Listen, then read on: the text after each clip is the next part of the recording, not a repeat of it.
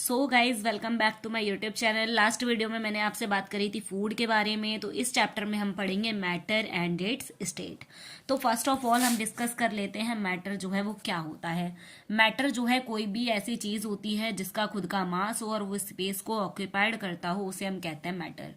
अब एक चीज मैंने यहाँ पर बोली थी, क्या बोली थी? मास। अब मास क्या होता है?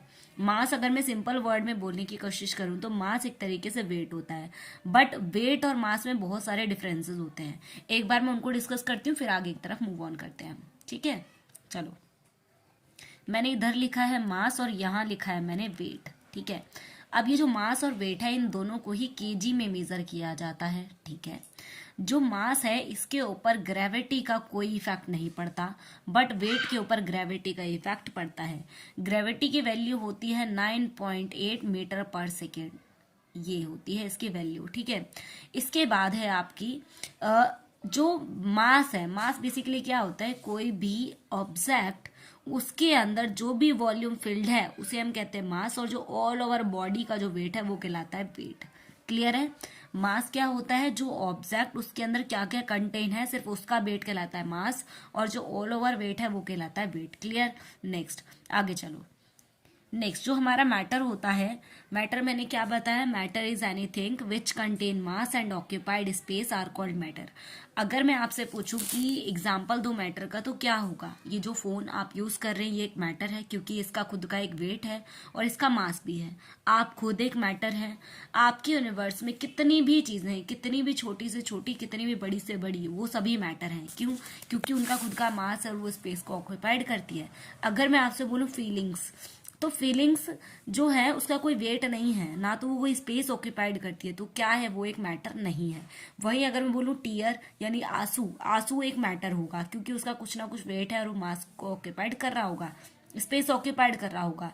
देन ऐसे ही बहुत सारे एग्जाम्पल्स आप ले सकते हैं अपने अकॉर्डिंग, जिसको आप चेक करिए कि ये मैटर है या फिर नहीं है। नेक्स्ट आगे चलिए। तो मैटर मैं आपको बता चुकी हूँ, यहाँ पर आप देख लिए। नेक्स्ट है characteristics of particles of matter, यानी जो आपका मैटर है, हर एक मैटर छोटे छोटे पार्टिकल से मिलके बना हुआ होता है। तो ये जो छोटे छोटे पार्टिकल से मिलके आपका मैटर बना हुआ होता है, इन्हीं छोटे पार्टिकल को हम आगे जाके पढ़ेंगे। इन छोटे पार्टिकल जिनसे आपका कोई भी मैटर बना हुआ होता है उसे आप क्या कहते हैं? उसे आप कहते हैं एटम। ठीक है, बट फिलहाल आपको याद रखना है इसका नाम क्या है? पार्टिकल है। ठीक है, ये जो पार्टिकल है आप क्या देख रहे हैं? इन पार्टिकल्स के बीच में थोड़ा बहुत गैप है, और ये जो छोटा सा थोड़ा बहुत स्पेस आपको इनके बीच में दिख रहा है, इस स्पेस को कहते हैं इंटरस्टिशियल गैप या फिर इंटरमॉलिकुलर गैप आप इसको कहते हैं। ठीक है, अब जो इनकी कैरेक्टरिस्टिक्स है मैटर की, क्या क्या होती हैं? देखो, कैरेक्टरिस्टिक्स जो पार्टिकल, इनके पार्टिकल की बेसिकली हम बात करें तो इनके जो पार्टिकल होते हैं उनके बीच में स्पेस होता है, पर अभी कुछ एक्सेप्शन केसेस भी आएंगे, बट फिलहाल आप सिंपली ध्यान रखो इन पार्टिकल्स के बीच में स्पेस होता है। ये पार्टिकल्स कंटिन्यूअसली मूविंग होते हैं, मतलब हमेशा मूव करते हुए होते हैं। और ये जो पार्टिकल्स होते हैं इनके बीच में फोर्स ऑफ अट्रैक्शन होता है। फोर्स ऑफ अट्रैक्शन कभी ना के बराबर भी होगा, बट फिलहाल याद रखो इसमें फोर्स ऑफ अट्रैक्शन होता है। ये चीजें आपको क्लियर है? इसके बाद आओ कि स्टेट ऑफ मैटर क्या होता है। बेसिकली अगर मैं आपसे बात करूं, जो मैटर है, मैटर की टोटल जो है 5 स्टेट होती है। कौन कौन सी होती है मैम? इसमें सारी स्टेट आपको गिवन कर रखी हैं। पहली स्टेट आपकी देखो यहाँ पर है सॉलिड स्टेट, नेक्स्ट है लिक्विड स्टेट, और थर्ड है यहाँ पर गैसियस स्टेट, फोर्थ है प्लाज्मा, और फिफ्थ है बोज आइंस्टाइन कंडेंसट। अब ये 5 स्टेट ऑफ मैटर है। अगर आपसे कोई पूछे मेन कौन कौन सी स्टेट है, देखो टोटल स्टेट की बात करेगा तो आप बोलेंगे 5। अगर वो बोले मेन स्टेट, तो मेन स्टेट कितनी होती है? सिर्फ 3 होती है। क्लियर है? चलो आगे। 3 स्टेट अब मेन कौन कौन सी हैं? तो सॉलिड, लिक्विड, गैस, ये 3 मेन स्टेट होती हैं किसी भी मैटर की। आगे चलो। अब सॉलिड क्या होता है? सॉलिड कोई भी एक ऐसा सब्सटेंस होता है जिसके जो शेप है बिल्कुल फिक्स हो, वॉल्यूम बिल्कुल फिक्स हो, और उसके बीच में जो डेफिनेट शेप हो, डेफिनेट वॉल्यूम और डेफिनेट मास हो। अच्छा, डेफिनेट वर्ड का मतलब क्या है? डेफिनेट वर्ड का सब्स्टिट्यूट होगा फिक्स, यानी आप यहाँ पे फिक्स भी यूज कर सकते हैं। ठीक है, ऐसा सब्सटेंस जिसका खुद का एक फिक्स शेप हो, फिक्स वॉल्यूम हो और फिक्स मास हो, उसे हम क्या कहते हैं? सॉलिड कहते हैं। अब ये जो सॉलिड है ये फ्लो नहीं कर सकते। सॉलिड क्या होता है? सॉलिड सब्सटेंस फ्लो नहीं कर सकता, इसके पार्टिकल मेनली फ्लो नहीं करते। ठीक है, बट ध्यान रखो अभी से लिक्विड और गैस के पार्टिकल फ्लो करते हैं। ठीक है, अब एक चीज आती है यहाँ पर कॉम्प्रेसिबिलिटी, यहाँ पर वर्ड लिखा है कॉम्प्रेसिबिलिटी, मैं इसको एक्सप्लेन कर देती हूँ पहले। तो जो कॉम्प्रेसिबिलिटी है, कॉम्प्रेसिबिलिटी बेसिकली क्या होता है, कॉम्प्रेसिबिलिटी एक प्रॉपर्टी होती है, कॉम्प्रेसिबिलिटी एक प्रॉपर्टी होती है किसी भी मैटर की। तो इस प्रॉपर्टी में बेसिकली क्या होता है कि जब किसी मैटर की जो टेंडेंसी होती है, किसी पार्टिकल की टेंडेंसी होती है टू रिड्यूस इंटरस्टिशियल गैप, यानी किसी भी पार्टिकल के बीच का इंटरस्टिशियल गैप को रिड्यूस करना ही कहलाता है कॉम्प्रेसिबिलिटी। मान लो इन पार्टिकल को आप यहाँ से प्रेशर लगा रहे हैं, यहाँ से प्रेशर लगा रहे हैं, यहाँ से प्रेशर लगा रहे हैं, तो ये सारे एक जगह आ जाएंगे, इनका स्पेस कम हो जाएगा। तो इस स्पेस को रिड्यूस करना ही कहलाता है कॉम्प्रेसिबिलिटी। और सबसे ज्यादा गुड कॉम्प्रेसिबल कौन होता है इन स्टेट्स में, गैस सबसे ज्यादा गुड कॉम्प्रेसिबल होती है, और इसी वजह से हाईली कॉम्प्रेसिबल होने की वजह से इसको हम गैस सिलेंडर्स में इजिली फिल कर पाते हैं। नेक्स्ट आओ देन है इसमें जो फोर्स ऑफ अट्रैक्शन होता है आउटसाइड में, देखो यहाँ पे लिखा भी हुआ है they have tendency to retain their shape, मतलब यहाँ पर जो ऑब्जेक्ट होता है, सब्सटेंस होता है, वो अपने शेप को बेसिकली प्रॉपरली मेंटेन करके रखता है, क्योंकि जो पार्टिकल्स उसके अंदर है वो आउटसाइड की तरफ एक फोर्स एक्सर्ट करते हैं। नेक्स्ट है रिजिड, रिजिड का मतलब होता है कठोर, जो पार्टिकल्स होते हैं वो कैसे होते हैं, रिजिड होते हैं, रिजिड का मतलब होता है कठोर। तो अगर आपसे पूछा जाए कि जो क्या हमारे यूनिवर्स में सारी की सारी चीजें रिजिड होती हैं, तो आप बोलेंगे नहीं। क्यों? क्योंकि रिजिड हम उन चीजों को बोलते हैं जिनके ऊपर हम फोर्स अप्लाई करें पर वो नहीं टूटे, है ना, और उनका एक डेफिनेट शेप हो। और देखो हमारे यूनिवर्स में डेफिनेट शेप वाली चीजें तो होती हैं, बट अगर हम उस पर थोड़ा फोर्स अप्लाई करते हैं वो ब्रेक नहीं होती, पर हम क्या कोशिश करते हैं, ज्यादा से ज्यादा फोर्स अप्लाई करते हैं और वो चीज क्या हो जाए, ब्रेक हो जाए, है ना। अगर वो चीज ब्रेक हो गई तो वो रिजिड नहीं है फिर, है ना। तो हमारे यूनिवर्स में हम किसी भी चीज को रिजिड नहीं कह सकते, बट फिर भी हम ऐसा बोलते हैं कि जो भी सॉलिड चीजें हैं वो रिजिड के अंदर काउंट होती हैं। नेक्स्ट स्टेट की तरफ चलते हैं, वो कौन सी है, मैटर की सेकेंड स्टेट जो कि लिक्विड स्टेट। लिक्विड स्टेट के अंदर डेफिनेट शेप नहीं होता, डेफिनेट वॉल्यूम होता है। अब डेफिनेट वॉल्यूम का मतलब क्या हो गया, आप किसी भी बर्तन में उसको डाल दो, उसका वॉल्यूम सेम रहने वाला है, बट उसका जो शेप है वो डेफिनेट नहीं होता, यानी उसका शेप चेंज होता रहता है अकॉर्डिंग टू जिस भी कंटेनर के अंदर आप उसको डालेंगे। नेक्स्ट है जो लिक्विड है वो फ्लो करते हैं, लिक्विड और गैस दोनों के अंदर फ्लो करने की टेंडेंसी होती है, और यहीं पर एक प्रॉपर्टी आती है फ्लूइडिटी। फ्लूइडिटी मैटर की वो प्रॉपर्टी होती है जहां पर कोई भी मैटर फ्लो करने की टेंडेंसी रखता है। The tendency to flow are called fluidity. ठीक है। नेक्स्ट क्या है, जो लिक्विड है उसके अंदर जो फोर्स ऑफ अट्रैक्शन होता है ना, देखो एक चीज और, जो सॉलिड होते हैं उसमें फोर्स ऑफ अट्रैक्शन बहुत ज्यादा होता है, जिस वजह से जो पार्टिकल है वो एक दूसरे के साथ बाइंड अप रहते हैं। और ये जो मैंने स्ट्रक्चर बनाया, ये किसका स्ट्रक्चर है, ये सॉलिड का स्ट्रक्चर होता है। इनके बीच में जो इंटरस्टिशियल गैप होता है वो भी ना के बराबर होता है, नेग्लिजिबल होता है। और जो लिक्विड है, लिक्विड के जो फोर्स ऑफ अट्रैक्शन है वो थोड़ा सा कम होता है कंपैरिजन टू सॉलिड, और इनके बीच में इंटरस्टिशियल गैप जो है वो ज्यादा होता है कंपैरिजन टू सॉलिड। और एक और चीज मैं बताऊंगी आपको, काइनेटिक एनर्जी, वो और सुन लो उससे पहले आप लोग। जो काइनेटिक एनर्जी होती है, काइनेटिक एनर्जी को हिंदी में कहते हैं गतिज ऊर्जा। अब ये क्या होता है, जैसे कि आप अपने हाथों को रब करते हैं, तो थोड़े टाइम जब आप अपने हाथों को रब करेंगे तो आपको फील होगा कि आपके हाथों में ना थोड़ी सी हीट हो रही है। तो काइनेटिक एनर्जी टोटली रिलेट होती है मोशन से, है ना, यानी जितना ज्यादा मोशन होगा टेम्परेचर भी बढ़ेगा, है ना। और वही क्या है, काइनेटिक एनर्जी है। इसका फॉर्मूला क्या होता है, हाफ mv स्क्वायर। अच्छा एक चीज और देख लो, अभी मैंने ग्रेविटी की वैल्यू बताई थी, ग्रेविटी को हम स्मॉल जी से डिनोट करते हैं, इसकी वैल्यू होती है 9.8 मीटर पर सेकेंड इनवर्स स्क्वायर। अच्छा चाहे तो मीटर पर सेकेंड स्क्वायर लिख दो, चाहे मीटर सेकेंड -2 ये लिख दें, दोनों बराबर है। और मीटर पर सेकेंड किसकी यूनिट होती है, मीटर पर सेकेंड स्क्वायर। ये हमारा SI यूनिट है एक्सेलरेशन की। ठीक है, चलो आगे। नेक्स्ट, तो काइनेटिक एनर्जी के बारे में समझ गए। अब एक बात बताओ, जो मैंने अभी आपको बताया सॉलिड के पार्टिकल तो बिल्कुल फिक्स है, इनके बीच में गैप भी नहीं था, तो क्या पार्टिकल मूव करेंगे, नहीं करेंगे। इसकी जो काइनेटिक एनर्जी होगी वो क्या होगी, 0 होगी। ठीक है। वहीं अगर मैं बात करूं लिक्विड की, तो लिक्विड की जो काइनेटिक एनर्जी है वो क्या होगी, वो ज्यादा होगी कंपेरिजन टू सॉलिड। आगे चलते हैं नेक्स्ट स्टेट के पास, जो कि है गैसियस स्टेट। गैसेस स्टेट के अंदर ना तो डेफिनेट शेप होता है, ना तो डेफिनेट वॉल्यूम होता है, ना तो डेफिनेट मास होता है, यानी गैसेस स्टेट के अंदर कुछ भी डेफिनेट आपका नहीं होता। देन इसमें जो पार्टिकल्स होते हैं बहुत ज्यादा दूर होते हैं, पार्टिकल क्या होते हैं, बहुत ज्यादा दूर होते हैं, और इनके बीच में जो फोर्स ऑफ अट्रैक्शन होता है ना वो भी ना के बराबर होता है, क्योंकि पार्टिकल बहुत दूर होते हैं। और इसकी जो काइनेटिक एनर्जी होती है वो बहुत ज्यादा होती है, क्योंकि गैस का टेम्परेचर तो सबसे ज्यादा होता है, तो इस वजह से इसकी काइनेटिक एनर्जी क्या होती है, सबसे हाई होती है। और इसके अंदर ये भी फ्लो करने की टेंडेंसी रखता है। और इनकी जो कंप्रेसिबिलिटी होती है ना इसके अंदर, जो मैटर की थर्ड स्टेट है गैसेस स्टेट, इसमें कंप्रेस करने की टेंडेंसी सबसे ज्यादा होती है। और इसी कंप्रेसिबिलिटी की वजह से हम इसको जो गैस सिलेंडर्स होते हैं उसके अंदर इजिली फिल कर पाते हैं। कभी कभार क्वेश्चन पूछ लिया जाता है कि जो गैस है उसको हम सिलेंडर्स में क्यों फिल कर पाते हैं, तो आपको आंसर देना है क्योंकि जो गैस है वो हाई कंप्रेसिबल होते हैं, जिस वजह से हम इजीली इसको कंटेनर में फिल कर पाते हैं। नेक्स्ट है आपकी फोर्थ स्टेट ऑफ मैटर। जो फोर्थ स्टेट ऑफ मैटर है ये बेसिकली क्या है, आपने थंडर देखा होगा, यानी जो भी शाइनिंग वाली चीजें होती हैं, जैसे सन ग्लो करता है उसका रीजन क्या है, स्टार ग्लो करता है उसका रीजन क्या है, क्योंकि वहां पर प्रेजेंट होता है प्लाज्मा। अब प्लाज्मा क्या है, plasma fourth state of matter है। ठीक है, आगे चलो। नेक्स्ट है, इसको सुपर एनर्जेटिक और सुपर एक्साइटेड पार्टिकल्स भी बोला जाता है, ये इसका नेक्स्ट नेम है। और जो नियोन बल्ब और ये सब चीजें जो साइन करती है ना, फ्लोरेसेंट ट्यूब हो गई, तो वो सभी इसी की वजह से साइन करती हैं। ठीक है, जो भी ग्लोइंग वाला पोर्शन है वो सारा इसमें आ जाएगा। नेक्स्ट है बोज आइंस्टाइन कंडन स्टेट।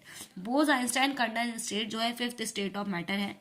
ये बेसिकली क्या है, जब आप देखो लिखा है यहाँ पर, बोज आइंस्टाइन कंडेंसेट कब फॉर्म होता है, जब आप कूल कर देते हैं किसी भी गैस को एक्सट्रीमली लो डेंसिटी पर। देखो डेंसिटी लो होगी और अचानक से आप उसको क्या कर दें, ठंडा कर दें, about 100,000 density of normal air to super low temperature. तो ये इसकी कंडीशन हो गई। ये बेसिकली इतना ज्यादा नहीं पूछा जाता, बाकी आपको इतना याद रखना है कि 5 स्टेट ऑफ मैटर होती हैं आपकी, सबके बारे में थोड़ा थोड़ा सा समझ के रखो। नेक्स्ट है inter conversion of state of matter, यानी कैसे आप एक स्टेट से दूसरे स्टेट में कन्वर्ट कर सकते हैं, रीजन क्या है। तो यहाँ पर कुछ टर्म्स हैं जिनको हम बता देते। देखो फ्यूजन, फ्यूजन का मतलब होता है जुड़ना। क्या होता है, जुड़ना। एक वर्ड आता है फीजन, फीजन का मतलब होता है टूटना। क्या होता है, टूटना। अगर कोई भी एक हैवी सब्सटेंस ब्रेक हो रहा है, दो चीजों में आप कह सकते हैं वहां पे फ्यूजन हो रहा है। अगर कोई एक दो छोटे छोटे पार्टिकल्स कंबाइन हो रहे हो तो आप बोल देंगे फ्यूज हो रहा है। ठीक है, आगे आओ। नेक्स्ट है यहाँ पर सोडिफिकेशन। सोडिफिकेशन वो स्टेट होती है जहां पर लिक्विड डायरेक्टली सॉलिड में कन्वर्ट हो जाए। लिक्विड किस में कन्वर्ट हो जाए, सॉलिड में कन्वर्ट हो जाए, उसे कहते हैं सॉलिडिफिकेशन। नेक्स्ट है सब्लिमेशन। सब्लिमेशन क्या होता है, जहां पर सॉलिड कन्वर्ट होता है डायरेक्ट गैस में। ठीक है, और सॉलिड डायरेक्टली गैस में कन्वर्ट होगा बिना किसी सब्सटेंस को छोड़े, उसे कहते हैं सब्लिमेशन। नेक्स्ट है कंडेंसेशन। कंडेंसेट वो स्टेट होती है जहां पर जो गैस है वो कन्वर्ट हो जाता है लिक्विड में। नेक्स्ट है वेपरेशन। वेपर में तो आप समझ ही पा रहे होंगे, जहां पर लिक्विड जो है वेपर में कन्वर्ट हो जाते हैं, उस स्टेट को कहते हैं वेपराइजेशन। ठीक है, अब ये सारी चीजों को आप एक तरफ नोट डाउन कर लो कि क्या चीजें होती है। यहाँ पर ना कुछ चीजें होती है, मैं यहाँ पर बताती हूँ आपको। यहाँ पर एक तो प्रेशर और एक टेम्परेचर।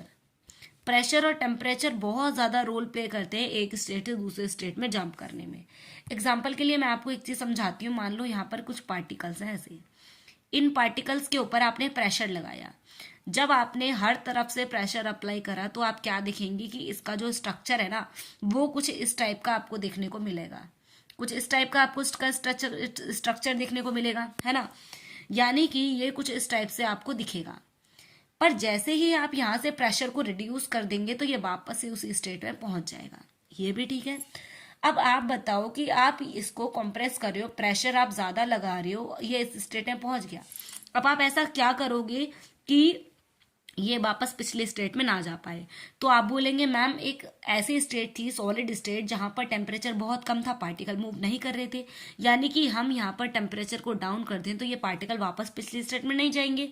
इसका मतलब हम प्रेशर को बढ़ा के और टेम्परेचर को कम करके हम गैस से लिक्विड और लिक्विड से सॉलिड में मूव कर सकते हैं।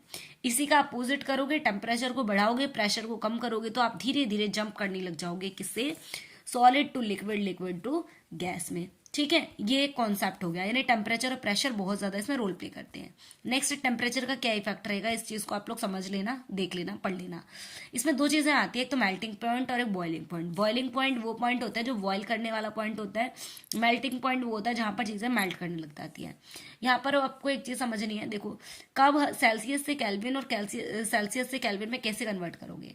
अगर कोई चीज सेल्सियस से आपको केल्विन में कन्वर्ट करनी है, कोई चीज केल्विन टू सेल्सियस में कन्वर्ट करनी है, ठीक है। एक चीज होती है 273 केल्विन, 273। अगर आप इस वैल्यू में जो वैल्यू दे रखी है वो वैल्यू ऐड कर देते हैं तो जो आपका आंसर है वो केल्विन में चेंज हो जाएगा। किस में चेंज हो जाएगा, केल्विन में चेंज हो जाएगा। अगर आपको, एक मिनट, ये चीज जो है आपकी वो सेल्सियस में कन्वर्ट हो जाएगी। अगर आपको कोई चीज दे रखी है केल्विन में, कोई वैल्यू दे रखी है और उसको बोल रहे हैं कि सेल्सियस में बदलो, ठीक है, किस में बदलो, सेल्सियस में। कोई चीज सेल्सियस में दे रखी है, बोल रहे हैं केल्विन में बदलो। कोई चीज दे रखी है केल्विन में और बोल रहे हैं सेल्सियस में बदलो। तो उस टाइम पे क्या करना है आपको, 273 में से माइनस कर देनी है वैल्यू जो भी आपको दे रखी है, आपका आंसर आ जाएगा। फॉर एग्जाम्पल के लिए आपको दे रखा है 25 डिग्री सेल्सियस, आपको यहाँ पे क्या दिख रहा है, सेल्सियस। इसका मतलब किसमें बदलना होगा, केल्विन में। तो 273 प्लस 25 आपको कर देना है, जो भी आपका आंसर होगा वो क्या आएगा, वो केल्विन में कन्वर्ट होके आ जाएगा। फॉर एग्जाम्पल के लिए आपको दे रखा है, क्या दे रखा है, 300 केल्विन।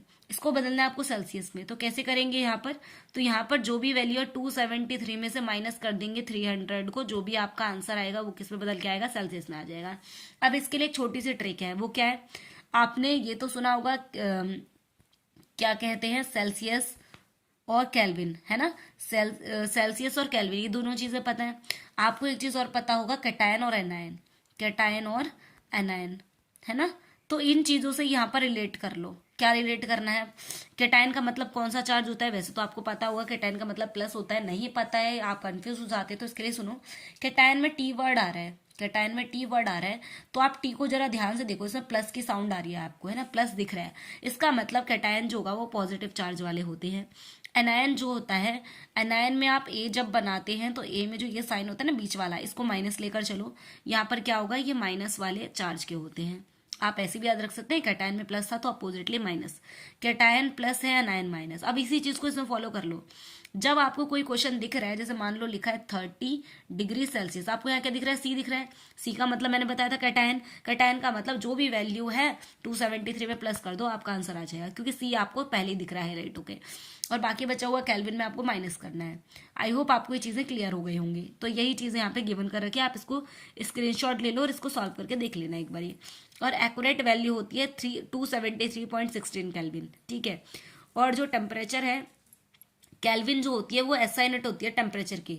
और हाँ क्लास, एक चीज ध्यान रखो, जो केल्विन होता है, सॉरी केल्विन नहीं, जो टेम्परेचर होता है उसको कैपिटल टी से रिप्रेजेंट किया जाता है, और जो टाइम होता है उसको स्मॉल टी से रिप्रेजेंट किया जाता है, ठीक है।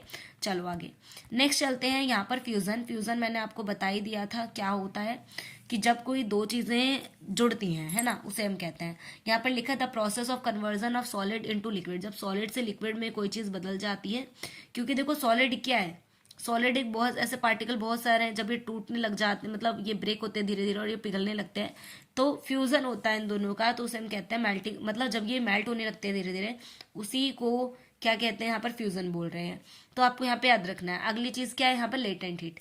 लेटेंट हीट का मतलब है हिडन हीट, जो छुपी हुई हीट होती है ना किसी भी मैटर के अंदर, तो उसे हम कहते हैं लेटेंट हीट। जैसे मान लो आपने कोई बर्फ यहाँ पर रखी है रूम टेम्परेचर पे, आपने उसको गर्म तो नहीं करा, ना ही आप वहां पे कोई टेम्परेचर हाई कर रहे हो, वहां पर कुछ नहीं कर रहे, तो अपने आप ही वो बर्फ किस में बदल जाएगी, लिक्विड में चेंज हो जाएगी। तो क्या था, वहां पर एक हिडन हीट है जो उसके पास है, उस मैटर के पास है, जिसकी वजह से वो मेल्ट हो रहा है। उसी हीट को हम क्या कहते हैं, लेटेंट हीट कहते हैं, ठीक है। अगला बॉइलिंग पॉइंट, वो पॉइंट होता है जहां पर कोई चीज बॉइल करती है। क्लास एक चीज याद रखो आप लोग, अगर हम बात करें, कुछ पॉइंट याद रख लो, ठीक है। जो वाटर होता है, वाटर का जो फ्रीजिंग पॉइंट होता है वो 0 डिग्री सेल्सियस होता है, ठीक है। वहीं अगर मैं बात करूं जो आइस होती है, आइस मतलब जो वाटर का फ्रीजिंग पॉइंट होता है, मतलब जहां पर आपका वाटर फ्रीज हो जाता है, उसे हम कहते हैं 0 डिग्री सेल्सियस पे होता है वो। अगर आपसे पूछे आइस का मेल्टिंग पॉइंट क्या है, आइस कितने पे पिघलने लग जाएगी, तो आप 5 से 7 डिग्री सेल्सियस याद रखो कि इतने पे वो पिघलने लग जाएगी। अगला पॉइंट याद रखो, वो कौन सा टेम्परेचर है जहां पर आपकी जो आइस है पूरी तरीके से लिक्विड में बदल जाएगी, वो है 25 डिग्री सेल्सियस। नेक्स्ट यानी रूम टेम्परेचर पे बिल्कुल वो लिक्विड हो जाएगी। अगला पॉइंट है आपका, वो कौन सा पॉइंट है जिसको हम बॉइलिंग पॉइंट कहते हैं, जहां पर आपका वाटर बॉयल होने लग जाता है, वो है 100 डिग्री सेल्सियस। और 100 डिग्री सेल्सियस को बॉइलिंग प्लस गैसियस पॉइंट कहते हैं, मतलब जहां पर चीजें बॉयल भी होती है और हल्का हल्का वो गैस में भी बदलने लगता है। अगर आपसे पूछे वाटर का गैसियस पॉइंट कितना है, गैसियस पॉइंट कितना है, 250 के अबव जो भी वैल्यू रहेगी, 250 plus degree Celsius, 250 degree Celsius या 300 डिग्री सेल्सियस, जो भी आपको वैल्यू गिवन कर रखी है उसके बाद की, वो सारी की सारी वैल्यू आपकी गैसियस स्टेट में चली जाती है, जहां पर आपका वाटर गैस में कन्वर्ट हो जाता है। ये सारे पॉइंट को आप अच्छे से याद रख लो। जो 0 डिग्री सेल्सियस था वो क्या था, आइस वाला पॉइंट था, जहां पर वो आइस बन जाएगा। 5 to 7 कौन सा है, मेल्टिंग है, किसका, आइस का मेल्टिंग पॉइंट है। 25 क्या है यहाँ पर, ये लिक्विड स्टेट है, जहां पर आपकी आइस जो है लिक्विड बन जाएगी। 100 डिग्री सेल्सियस क्या है, बॉइलिंग पॉइंट है वाटर का, है ना। और 250 ये क्या है, गैसियस स्टेट है। ठीक है, अगर आपसे कई बार क्वेश्चन पूछे गैसियस प्लस बॉइलिंग स्टेट, वो 100 डिग्री सेल्सियस भी होगा। ठीक है, ये वैल्यू को आप याद रख लो, चाहो तो स्क्रीनशॉट इसका ले सकते हो। ठीक है, चलो आगे नेक्स्ट आ जाओ। यहाँ पर वेपरेशन और बॉइलिंग पॉइंट दोनों से, देखो ये चीजें मैं आपको पीछे समझा चुकी हूँ, आप इसको एक बार देख लेना। आगे आ जाओ। Classification of matter, classification of matter को हम नेक्स्ट वीडियो में समझेंगे, तो मिलते हैं नेक्स्ट वीडियो में। Thank you so much watching this video. तो यहाँ पर देखिए, जो प्योर सब्सटेंस है, प्योर सब्सटेंस के 2 पार्ट्स हैं टोटल। कौन कौन से, एलिमेंट और कंपाउंड। ठीक है, अब एलिमेंट क्या हो, देखो मैंने आपको ये तो बता दिया प्योर सब्सटेंस क्या होते हैं, जिसमें एक ही टाइप के पार्टिकल प्रेजेंट होते हैं, और मिक्सचर जिसके अंदर 2 टाइप ऑफ पार्टिकल प्रेजेंट होते हैं। अब जो प्योर सब्सटेंस है, इसके 2 पार्ट्स होते हैं, कौन कौन से, एलिमेंट और कंपाउंड। अब एलिमेंट क्या होते हैं, जैसे कि मान लो हाइड्रोजन एलिमेंट आपने ले लिया, जिसके अंदर सेम हाइड्रोजन के ही सिर्फ एलिमेंट, हाइड्रोजन एटम ही होंगे, सेम टू सेम सारे रहेंगे, उसे हम क्या बोलेंगे, एलिमेंट। ठीक है, अब एलिमेंट में क्या क्या आ सकते हैं, मेटल आ सकते हैं, नॉन मेटल आ सकते हैं, मेटलॉइड आ सकते हैं। मेटल क्या होते हैं, ऐसे सब्सटेंस जो कि हीट और इलेक्ट्रिसिटी को कंडक्ट कर सके, उन्हें मेटल कहते हैं। और जिनके पास n number of free electron होते हैं, उसे हम क्या कहते हैं, मेटल। नॉन मेटल क्या होते हैं, जिनके अंदर से हीट और इलेक्ट्रिसिटी कंडक्ट नहीं होती, और जिनके पास जो इलेक्ट्रॉन्स है फ्री नहीं होते। ठीक है, उसे हम क्या कहते हैं, नॉन मेटल कहते हैं। और इन्हीं को इंसुलेटर भी कहते हैं, और मेटल को क्या कहते हैं, कंडक्टर कहते हैं। वहीं अगर मैं बोलूँ मेटलॉइड, मेटलॉइड को ही हम अदर लैंग्वेज में सेमीकंडक्टर कह देते हैं। मेटलॉइड के अंदर मेटल नॉन मेटल दोनों की प्रॉपर्टीज प्रेजेंट होती हैं। कभी ये बिहेव करते हैं मेटल, कभी बिहेव करते हैं नॉन मेटल, यानी कि इसके अंदर समटाइम तो इलेक्ट्रिसिटी पास हो जाती है और समटाइम भी नॉट। और इन्हें क्या कहते हैं हम, इन्हें कहते हैं हम सेमीकंडक्टर। इसके एग्जाम्पल क्या है, जैसे कि सिलिकॉन हो गया, जर्मेनियम हो गया, ये सभी इसी के एग्जाम्पल है। और मेटल में क्या क्या आ सकता है, जैसे कि आयरन हो गया, गोल्ड हो गया, सॉरी गोल्ड नहीं हो गया, सिल्वर है, सिल्वर हो गया, एजी हो गया, एल्युमिनियम हो गया, ये इसके एग्जाम्पल हो सकते हैं। नॉन मेटल में आप क्या क्या ले सकते हैं, सल्फर ले सकते हैं, क्लोरीन ले सकते हैं, और फ्लोरीन ले सकते हैं, ऑक्सीजन ले सकते हैं, ये सभी नॉन मेटल के अंदर आएंगे। नेक्स्ट है, इसके बाद एक और चीज यहीं पे समझ लो, अलॉय। अलॉय क्या होता है, अलॉय बेसिकली मिक्सचर होता है मेटल और नॉन मेटल का, जिसे हम क्या कहते हैं, अलॉय कहते हैं। ठीक है, नेक्स्ट आ जाओ। यहाँ पर मिक्सचर के क्या क्या टाइप्स होते हैं। जो मिक्सचर होता है जिसमें एक से ज्यादा चीजें प्रेजेंट होंगी, मिक्सचर के 2 टाइप्स होते हैं, एक है होमोजीनस मिक्सचर और second one is heterogeneous mixture. अब होमो वर्ड से याद रखोगे, होमो का मतलब होता है सेम, होमो का मतलब क्या होता है, सेम होता है। और वहीं हेट्रो का मतलब याद रख लो, हेट्रो का मतलब होता है डिफरेंट। ठीक है, हेट्रो का मतलब क्या होता है, डिफरेंट होता है। अब होमो वर्ड में एक और चीज कई बार आते हैं, यूनिफॉर्म। अब यूनिफॉर्म से आप क्या याद रखेंगे, आपने इस यूनिफॉर्म को जरूर कहीं ना कहीं रिलेट करा होगा स्कूल यूनिफॉर्म से। ठीक है, जब आपने देखा होगा स्कूल में सब बच्चे यूनिफॉर्म में आते हैं, तब आप क्या नोटिस करते हैं, सारे बच्चे बिल्कुल सेम दिख रहे हैं यूनिफॉर्म में, है ना।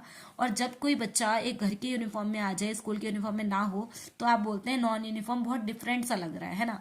यानी ये दोनों चीजें आपस में रिलेट कर गई, सेम और यूनिफॉर्म, डिफरेंट और नॉन यूनिफॉर्म। ठीक है, यानी कि जो सॉल्यूशन आपको टॉप टू बॉटम बिल्कुल सेम दिखेगा, उसे आप कहेंगे होमोजेनस मिक्सचर। यानी कि those mixture which contain uniform composition are called homogeneous mixture. Heterogeneous के अंदर क्या होगा, दो substance which contain non uniform composition are called heterogeneous mixture. Homogeneous के अंदर एग्जांपल आप क्या ले सकते हैं, जैसे सॉल्ट वाटर है, सॉल्ट वाटर अगर आप पानी के अंदर नमक डालते हैं तो आपको कहीं जब वो घुल जाता है जस्ट कुछ सेकेंड्स में, तो आपको पता नहीं चलता इस वाटर में सॉल्ट था या नहीं था, क्योंकि वो टॉप टू बॉटम जो आपका ग्लास है वो सेम दिख रहा होता है ना। इसका मतलब आपको नहीं पता चला, इसमें कोई बाउंड्रीज नहीं है, कोई सेपरेशन नहीं है, तो आपने बोला कि ये होमो सेम था, यूनिफॉर्म कंपोजिशन है और ये क्या होमोजेनस मिक्सचर है, ठीक है। पर वहीं अगर मैं बोलूँ शुगर सॉल्यूशन यानी शुगर सॉल्यूशन, तो भी आप बोलेंगे तो बिल्कुल सेम था, यानी ये भी क्या होमोजेनस का एग्जाम्पल है। वहीं अगर मैं बोलूँ हेट्रोजीनस, अगर आपके पास कोई सॉल्यूशन है, जैसे मान लो आपने यहाँ पर बीकर लिया है, इसके अंदर वाटर है और यहाँ पर आपने लिया है मड, और जो मड है वो कुछ टाइम बाद नीचे सेटल हो जाएगा। पहले जब आपने मिट्टी को घोला था तब तो ब्राउन है पूरा वाटर, आपने कहा टॉप टू बॉटम सेम दिख रहा है, मतलब क्या होमोजेनस है। बट कुछ टाइम के लिए जब आपने रेस्ट करने के लिए छोड़ा तो आपको पता चला जो सैंड थी, मिट्टी थी, जो नीचे सेटल हो गई, और बाकी जो वाटर था वो आपको ऊपर दिख रहा है। इसका मतलब आपको यहाँ सेपरेशन दिख गया, दो बाउंड्रीज दिखी आपको, एक मिट्टी की बाउंड्री, एक पानी की बाउंड्री। तो इसका मतलब आप कहेंगे नॉन यूनिफॉर्म है, और ये किसका एग्जाम्पल है, हेट्रोजेनस मिक्सचर। हेट्रोजेनस के अंदर क्या क्या आते हैं, आपका मिल्क आ सकता है, ब्लड आ सकता है, और चॉक वाटर आ सकता है, और आपका यहाँ पर आ सकता है सैंड वाटर आप ले सकते हैं, मडी वाटर आप ले सकते हैं। तो आप अपने डेली लाइफ के एग्जांपल्स को भी रिलेट कर सकते हैं यहाँ पर। तो आई होप आपको ये मैटर के सारे जो मैंने आपको क्लासिफिकेशन बताए वो समझ आ गए होंगे। तो यहाँ पर देखो ये सारी चीज़ों को वन बाय वन आपको एक्सप्लेन कर रखा है, आप चाहें तो इसका जल्दी जल्दी स्क्रीनशॉट ले लें। जो चीज़ें मैंने आपको अभी समझाई हैं वो सारी की सारी चीज़ें आपको यहाँ पर मिल जाएंगी। और हाँ क्लास, मैंने एक चीज़ और बताई थी आपको कि जो मैटर है पिछले वीडियो में, कि मैटर छोटे छोटे पार्टिकल से मिलकर बना होता है, और वही छोटे छोटे पार्टिकल जिनको हम क्या कहते हैं, एटम कहते हैं, ठीक है। चलो यहाँ पर नेक्स्ट आप इस वाले पोर्शन का भी स्क्रीनशॉट ले लो एक बार, जहां पर आपको ये बताया जाएगा कि कौन मेटल है कौन नॉन मेटल है, जो मैंने आपको थोड़ी देर पहले भी एक्सप्लेन करा था। अगले तरफ चलो, नेक्स्ट है आपका ये मेटल के बारे में बता रखा है। जो मैंने आपको मेटल क्या बताया था, जिसके पास पॉजिटिव आयंस होते हैं, मतलब आयंस ज्यादा होते हैं, इलेक्ट्रॉन्स होते हैं। आयंस को ही मैंने क्या बोला था, इलेक्ट्रॉन्स बोला था, ठीक है। और यहाँ पर बात करें पॉजिटिव इलेक्ट्रॉन्स ज्यादा होते हैं उनके पास। आगे आ जाओ, ये सभी चीजें हो गई। आगे मेटल की ना कुछ प्रॉपर्टीज होती हैं, मेटल की क्या होती है, कुछ प्रॉपर्टीज होती हैं। सभी प्रॉपर्टी को वन बाय वन समझने की कोशिश करते हैं। लस्टर, डक्टिलिटी, मेलेबिलिटी, कंडक्टिविटी, और एक है स्नोरस प्रॉपर्टी, ठीक है। यहाँ पे आई थिंक नीचे दे रखी हो, नो यहाँ पर नहीं है, चलो मैं आपको फिर भी बता दूंगी कि वो कैसे क्या वर्क करता है। चलो, तो सबसे पहले हम देखते हैं लस्टर। लस्टर मेटल की वो प्रॉपर्टी होती है, आपने देखा होगा कोई भी मेटल, उसके ऊपर ना एक साइनी सरफेस होता है जो चमकता है। उस प्रॉपर्टी को कोई भी मेटल जब साइन करता है तो वो कौन सी प्रॉपर्टी है, उसे हम कहते हैं लस्टर। एक मैंने आपको बताया था स्नोरस। स्नोरस मेटल की वो प्रॉपर्टी होती है, आपने सुना होगा कोई भी मेटल जब हम उसको बजाते हैं उसमें एक साउंड आती है ना, अलग अलग मेटल में अलग अलग तरीके की साउंड आती है। तो वो जो प्रॉपर्टी है स्नोरस, वो बेसिकली साउंड वाली प्रॉपर्टी होती है। नेक्स्ट है डक्टिलिटी। डक्टिलिटी मेटल की वो प्रॉपर्टी होती है जहां पर मेटल को एक पतली वायर में कन्वर्ट कर दिया जाता है, थिन वायर में। मेलेबिलिटी मेटल की वो प्रॉपर्टी होती है जहां पर आप मेटल को बिटन के थ्रू यानी पीट पीट कर एक पतली शीट में कन्वर्ट कर देते हैं। अगर आपके माइंड में क्वेश्चन आ रहा है कि क्या ये प्रॉपर्टी नॉन मेटल की भी होती है, नहीं, ये प्रॉपर्टी नॉन मेटल की नहीं होती, क्योंकि अगर आप नॉन मेटल को बिटन करेंगे, पीटेंगे, तो वो टूट जाएंगे, ब्रेक हो जाएंगे, ना कि वो शीट में कन्वर्ट होंगे। नेक्स्ट है कंडक्टिविटी। जो इलेक्ट्रिसिटी कंडक्ट करने की जो एबिलिटी होती है उसे हम क्या कहते हैं, कंडक्टिविटी कहते हैं। अब आगे फिजिकल प्रॉपर्टीज। यही सारी फिजिकल प्रॉपर्टीज को वन बाय वन एक्सप्लेन किया गया है। फिजिकल स्टेट क्या है, ऑल मेटल, जितने भी मेटल हैं सभी, एक्सेप्शन केस है मरकरी के साथ, यानी मरकरी को छोड़कर जितने भी मेटल हैं सभी क्या होते हैं, रूम टेम्परेचर पे सॉलिड होते हैं। और मरकरी का जो सिंबल है वो होता है Hg, और मरकरी ना रूम टेम्परेचर पे लिक्विड होता है। और एक और चीज, इसका यूज हम कहाँ करते हैं वो आप कमेंट बॉक्स में बताइएगा कि मरकरी का यूज हम कहाँ पर करते हैं, ठीक है। नेक्स्ट है लस्टर। लस्टर मैंने बताया साइनी अपीयरेंस जो होती है उसे लस्टर कहते हैं। मेलेबिलिटी पता चल गया, डक्टिलिटी और हार्डनेस। हार्डनेस क्या है, जितने भी मेटल होते हैं सारे हार्ड होते हैं, पर इसमें भी एक्सेप्शन केस आ गया। क्या एक्सेप्शन है कि जो सोडियम, पोटेशियम और मैग्नीशियम, ये इतने ज्यादा सॉफ्ट होते हैं, इतने ज्यादा सॉफ्ट होते हैं कि आप इनको चाकू से भी कट कर सकते हैं। यानी कि सारे मेटल तो वैसे हार्ड होते हैं, पर ये जो 3 मेटल हैं ये इतने ज्यादा सॉफ्ट होते हैं कि आप इनको चाकू से भी कट कर सकते हैं। नेक्स्ट है मेल्टिंग और बॉइलिंग पॉइंट। इनका मेल्टिंग और बॉइलिंग पॉइंट बहुत ज्यादा हाई होता है, पर जो सोडियम और पोटेशियम ये बहुत ज्यादा सॉफ्ट थे, तो इनका जो मेल्टिंग और बॉइलिंग पॉइंट क्या होता है, बहुत ज्यादा लो होता है। नेक्स्ट है केमिकल प्रॉपर्टीज की बात कर लेते हैं। जो रिएक्शन विद ऑक्सीजन, अगर हम किसी मेटल को ऑक्सीजन के साथ रिएक्ट करते हैं तो वो क्या बनाते हैं, ऑक्साइड बनाते हैं। एक सेकेंड,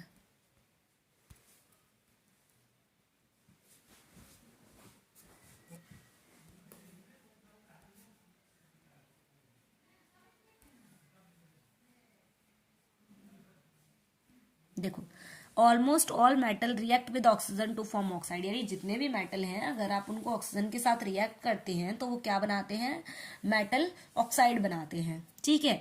और हाँ एक चीज सुनो, जो कैरोसिन है, सॉरी जो सोडियम है, एक मिनट, जो सोडियम और पोटेशियम ये दोनों इतने ज्यादा रिएक्टिव होते हैं ना, इतने ज्यादा रिएक्टिव होते हैं कि जब हम इनको नॉर्मली ऐसे रखते हैं ना ओपनली, तो ये ऑक्सीजन से रिएक्ट करते हैं और कैच फायर, आग को पकड़ लेते हैं। इसी वजह से, मतलब क्योंकि बहुत ज्यादा रिएक्टिव होते हैं, इस वजह से ये क्या करते हैं, आग पकड़ लेते हैं। और इसलिए इनको क्या करते हैं, हम कैरोसिन ऑयल में डिप करके रखते हैं ताकि ये रिएक्ट ना कर पाए, है ना। अब यहाँ पर एक चीज आती है एम्फोटेरिक ऑक्साइड। एम्फोटेरिक ऑक्साइड क्या होता है, एम्फोटेरिक ऑक्साइड वो मेटल ऑक्साइड होते हैं जो खुद को कभी तो शो करते हैं कि वो एसिड है और खुद को कभी शो करते हैं कि वो बेस है, ठीक है। ऐसे मेटल ऑक्साइड जो खुद को शो करे कभी एसिड कभी बेस, तो उन मेटल ऑक्साइड को हम क्या कहते हैं, एम्फोटेरिक ऑक्साइड हम कहते हैं। नेक्स्ट है आपका ये कैरोसिन ऑयल वाला कॉन्सेप्ट मैंने बता दिया। अब यहाँ पर सिल्वर और जो गोल्ड है ये ऑक्सीजन के साथ रिएक्शन नहीं करते, ठीक है, ये रिएक्ट नहीं करते क्योंकि ये लीस्ट रिएक्टिव होते हैं। यहाँ पे ना एक रिएक्टिविटी सीरीज भी होगी, हाँ देखो ये रही, ये रिएक्टिविटी सीरीज है। देखो पोटेशियम सबसे ज्यादा रिएक्टिव इसलिए वो टॉप पे है, उसके बाद सोडियम, कैल्शियम और सबसे लास्ट में कौन है, गोल्ड, और उसके ऊपर सिल्वर, क्योंकि ये लीस्ट रिएक्टिव होते हैं तभी तो इनमें कोरोजन भी नहीं लगता, है ना। तो ये आपको रिएक्टिविटी सीरीज एक बार देख लेनी है कि कौन कम रिएक्टिव है, कौन लेस रिएक्टिव है, कौन मोर रिएक्टिव है। तो इस चीज के अकॉर्डिंग आप इन चीज को क्लासीफाइड कर पाएंगे। नेक्स्ट है आपका रिएक्शन विद वाटर। तो जब भी कोई मेटल रिएक्ट करता है वाटर के साथ तो उस टाइम पे क्या होता है, पहली बार तो ये बनाते हैं मेटल ऑक्साइड, हाइड्रोक्साइड, और हाइड्रोजन गैस जो होती है यहाँ पर रिलीज होती है और हीट भी रिलीज होती है, यानी कि इसको हम एक्सोथर्मिक रिएक्शन भी कह सकते हैं, क्योंकि एक्सोथर्मिक रिएक्शन वो रिएक्शन होती है जिसके अंदर हीट रिलीज होती है। और यहाँ पर बोल रहे हैं कुछ मेटल हैं जैसे कि सोडियम, पोटेशियम, ये सभी ना ठंडे पानी में रिएक्ट करते हैं, वो भी थोड़ा, है ना, ठंडे पानी में रिएक्ट करते हैं और इनको एक्सोथर्मिक रिएक्शन भी कहते हैं। अच्छा आगे आ जाओ।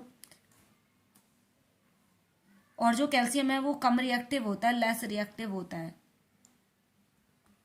आगे देन यहाँ पर कुछ और रिएक्शंस दे रखी हैं। यहाँ पर ये है रिएक्शन विद एसिड। जब आप मेटल की रिएक्शन एसिड से करते हैं, जैसे कि आपको दे रखा है HCl एसिड, H2SO4 को स्ट्रॉन्ग एसिड बोला जाता है और इसको एसिड ऑफ किंग भी कहते हैं। मैग्नीशियम की रिएक्शन जब आप एसिड से करते हैं तो ये MgCl यानी कि एक सॉल्ट बनाता है। और हाँ आपको यहाँ पर एक चीज पता होगी, मेटल की जैसे आप एसिड से रिएक्ट करेंगे क्या बनाएगा, एक तो सॉल्ट और एक क्या बनाएगा, हाइड्रोजन गैस यहाँ पे बाहर निकलेगी, ठीक है। ऐसा ही जितने भी है यहाँ पे दे रखा है। पर जो कॉपर है वो रिएक्ट नहीं करता डाइल्यूट हाइड्रोक्लोरिक एसिड के, पर ये रिएक्ट करता है किससे, सल्फ्यूरिक एसिड और नाइट्रिक एसिड के साथ। अच्छा DIL क्या लिखा है, डाइल्यूट है। डाइल्यूट का मतलब होता है पतला जिसमें पानी ज्यादा होगा, कंसंट्रेटेड का मतलब होता है गाढ़ा जिसमें पानी स्मॉल अमाउंट में होता है, ठीक है। और ये देखो ये यहाँ पे लिखा भी हुआ है, कोई रिएक्शन नहीं है तो आप इसको चेकआउट कर सकते हैं। आगे रिएक्शन विद बेस। जब हम किसी भी मेटल को रिएक्ट करते हैं बेस के साथ तो हाइड्रोजन गैस वहां पर निकलती है जो कि कलरलेस होती है, और जो ऑर्डरलेस है वहां पर उसका कोई ऑर्डर का मतलब होता है कोई स्मेल नहीं होती, कोई मतलब कोई कलर नहीं होता, कोई स्मेल नहीं होती उसकी, और उसमें ना पॉपअप की साउंड प्रोड्यूस होती है। और ये प्लस में क्या करता है, आग को पकड़ लेता है। जैसे आप मैच स्टिक को उसके पास रखेंगे ना तो वो आग पकड़ लेगा तुरंत ही।